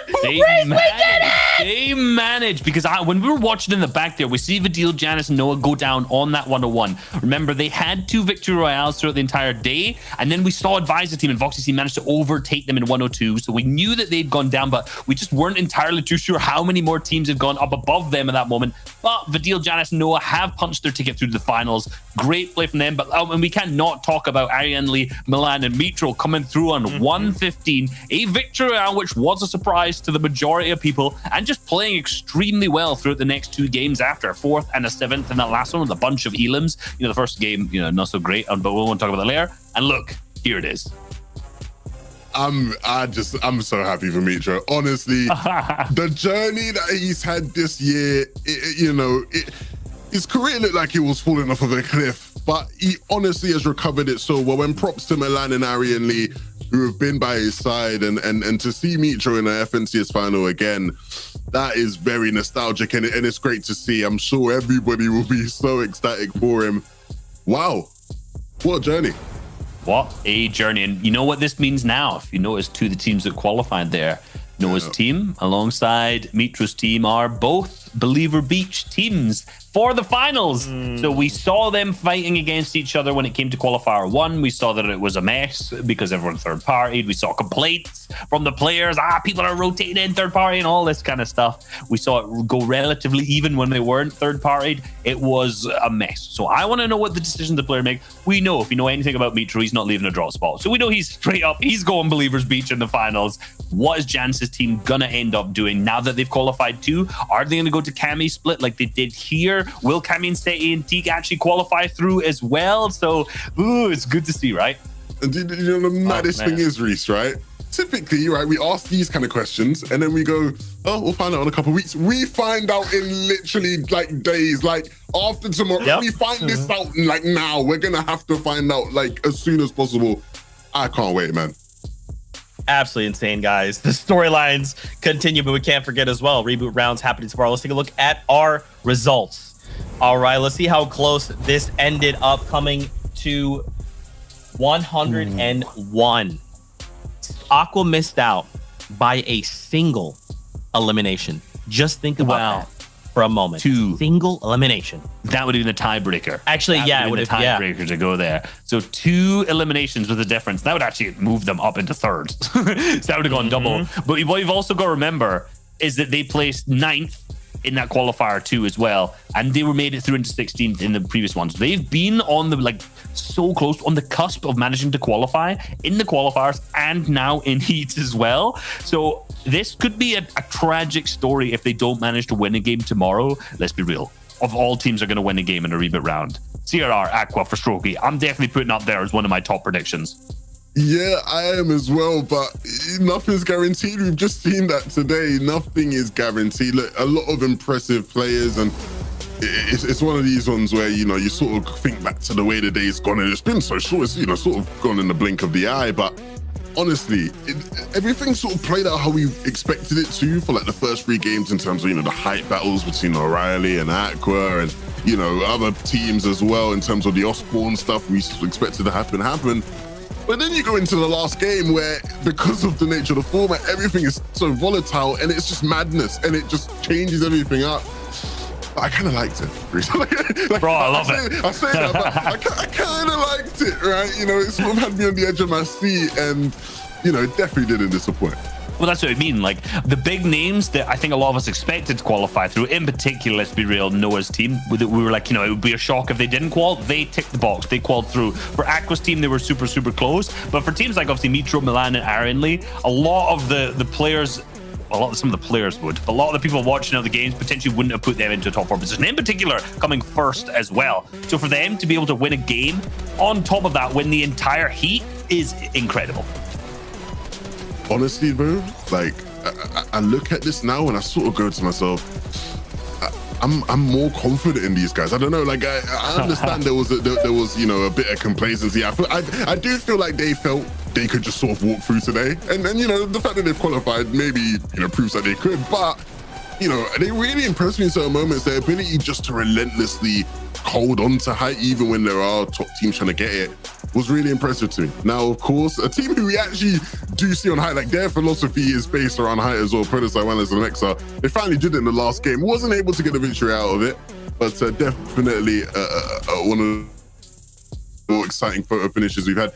I'm really, really looking forward to seeing how the games tomorrow play out, because a lot of these teams, I think, have the ability to win games. I think a lot of these teams will look at the way these games went, Zeke, and go, high ground wins, high ground wins, high ground wins. Yeah, high ground didn't win, but high ground wins most of these games. Tomorrow is going to be just chaos, madness, just pads. Everybody and their mother's going to have a launch pad tomorrow. And once again, I'm all for it. I'm very much looking forward to it. I'm not complaining. You shouldn't complain if you're watching at home. It's going to be great. Yeah, tomorrow's going to be a good show. And in particular, like you saying pads being craziness, but now with Harpoons being back in the meta this season, Heloft's going to be even more like crazy, right? Because usually the last couple of seasons we've seen, or last season in particular, I'd say about half of the games went to Heloft and half of them just went to like a regular 3v3 finish. So this season, I think we're seeing way more Heloft to floppers, all these different kind of heals that we have. There'll be some cabbages, some corn, whatever there is going in there at the same time. So I'm definitely thinking that although, you know, we're looking at some of the games today from like Aqua's team who will take a height in every match, let's be real. And then after that, like, will they be able to win though? Because these teams below will be playing Heloft. Let's take a look at our lobby list going into finals. Now, once again, remember, we still have 6 trios to take from tomorrow's games, okay? Here at the top of the list, you can see the champions from Chapter 2 Season 7 who are already waiting in finals. And then take a look from top to bottom. I mean, Levin, these are a lot of really big and terrifying names that await us in finals. So as much as I'm gassed up to watch these games, it's going to be a brawl going into finals. Yeah, honestly, a star-studded lineup. And I think a lot of the fear around this season was whether these top teams would be able to make it through. And, you know, the saying, you know, the cream always rises or whatever. Like, you know, a lot of these guys are the elite teams, the teams we want to be seeing in an FNCS final. And I just can't wait to see how it plays out, right? You know, even though it's been like shorter than usual, Reese, it feels like it's been ages since I watched Benji, Savage, and Jetta in that qualifier, right? So I'm really looking forward to seeing these guys this weekend. Yeah, of course, you've got like the compressed time, you know, but look at all the rest of the teams. Like, there's not too many of the big names who've been performing this season who've like missed out and not qualified now that we've seen all of these players come through. If you switch over to the next page, you'll see that next list of teams who've also managed to make it through and see the TBDs. Obviously, right there, we have heat number 2, which is going on after this one. So there'll be 4 different teams that come through. And then there's also the semis tomorrow where we'll see 12 more teams come through from a reboot round style as well. So huge names. And I honestly don't think there's too many shakeups so far. Yeah, honestly, like, you know, sure, we gotta wait to see what happens in Heat 2 and of course reboot round tomorrow, but I'm really optimistic about, you know, this weekend going into it in terms of seeing a lot of these teams, for one, you know, finally getting to show what they can do on the grandest stage, right? With all the switch-ups we've had, this will be like the first big test for a lot of these teams, and just being able to sort of then look at things in totality in terms of the way the year's played out across all 4 FNCSs is going to be great. It's going to be fun. You know, I'm not going to miss it. Well, I definitely am not going to miss it, right? But honestly, yeah, like, we'll be right here. hopefully we'll be right here. You can never guarantee anything. Look, I think when it comes to those teams playing, Reese, you know, we have a lot of contenders, and maybe I'm you know, sort of having short memory here, but there are genuinely so many contenders to go out there and win FNCS. And I don't know, it feels like there's more in terms of even spread this season than previous seasons this year, which is exciting, I guess. It's funny because I said that last season and I said it the season before, and I even made a joke where I said it last season. I was like, this is the most stacked FNCS we've had ever. And I mean it this time. And now we're coming back and you're saying the same thing. And I agree with you. Like, our teams are looking more stacked than ever for finals coming at the end of the weekend. Like I said, we've got more teams to come so far. You know, I want to see if Cami State Teak make it, most importantly, out of the Heat tomorrow. You know, there's a lot of few other big ones, but like I said, most of those big names that have managed to play well through the season have made it so far. Like, hey, we're just going to be up for a good show. Oh my gosh, I'm just thinking about tomorrow. Listen, Fortnite fam, a couple things. All right, first off, this means the show is done. I know, sad, but don't worry about that. We're going to skip across that for right now, okay? What I will tell you is tomorrow's show is going to be insane. All right, tomorrow we're doing some weird stuff. We're trying some weird things, and we're going to have a ton of games. All right, but again, if you want to find out, you got to come back tomorrow, and I guarantee you, it's going to be such a unique and crazy experience. You will not want to miss out on those games. And then come back Saturday, finals start. The teams we've seen this whole season being shaken up, swapping around, and now they're going to compete for the Axe of Champions. Reese is right. These lobbies are about to be super stacked. They're about to be super crazy. And my friend Chaos will be there. Fortnite fam, thank you so much for hanging out with us here in just these 4 games. Don't forget, we also have NA East today and NA West later on as well. If you want to watch more Fortnite today specifically, we'll have that for you. As always, make sure to return tomorrow. And we love you, and we'll see you on that battle bus. Beep, beep.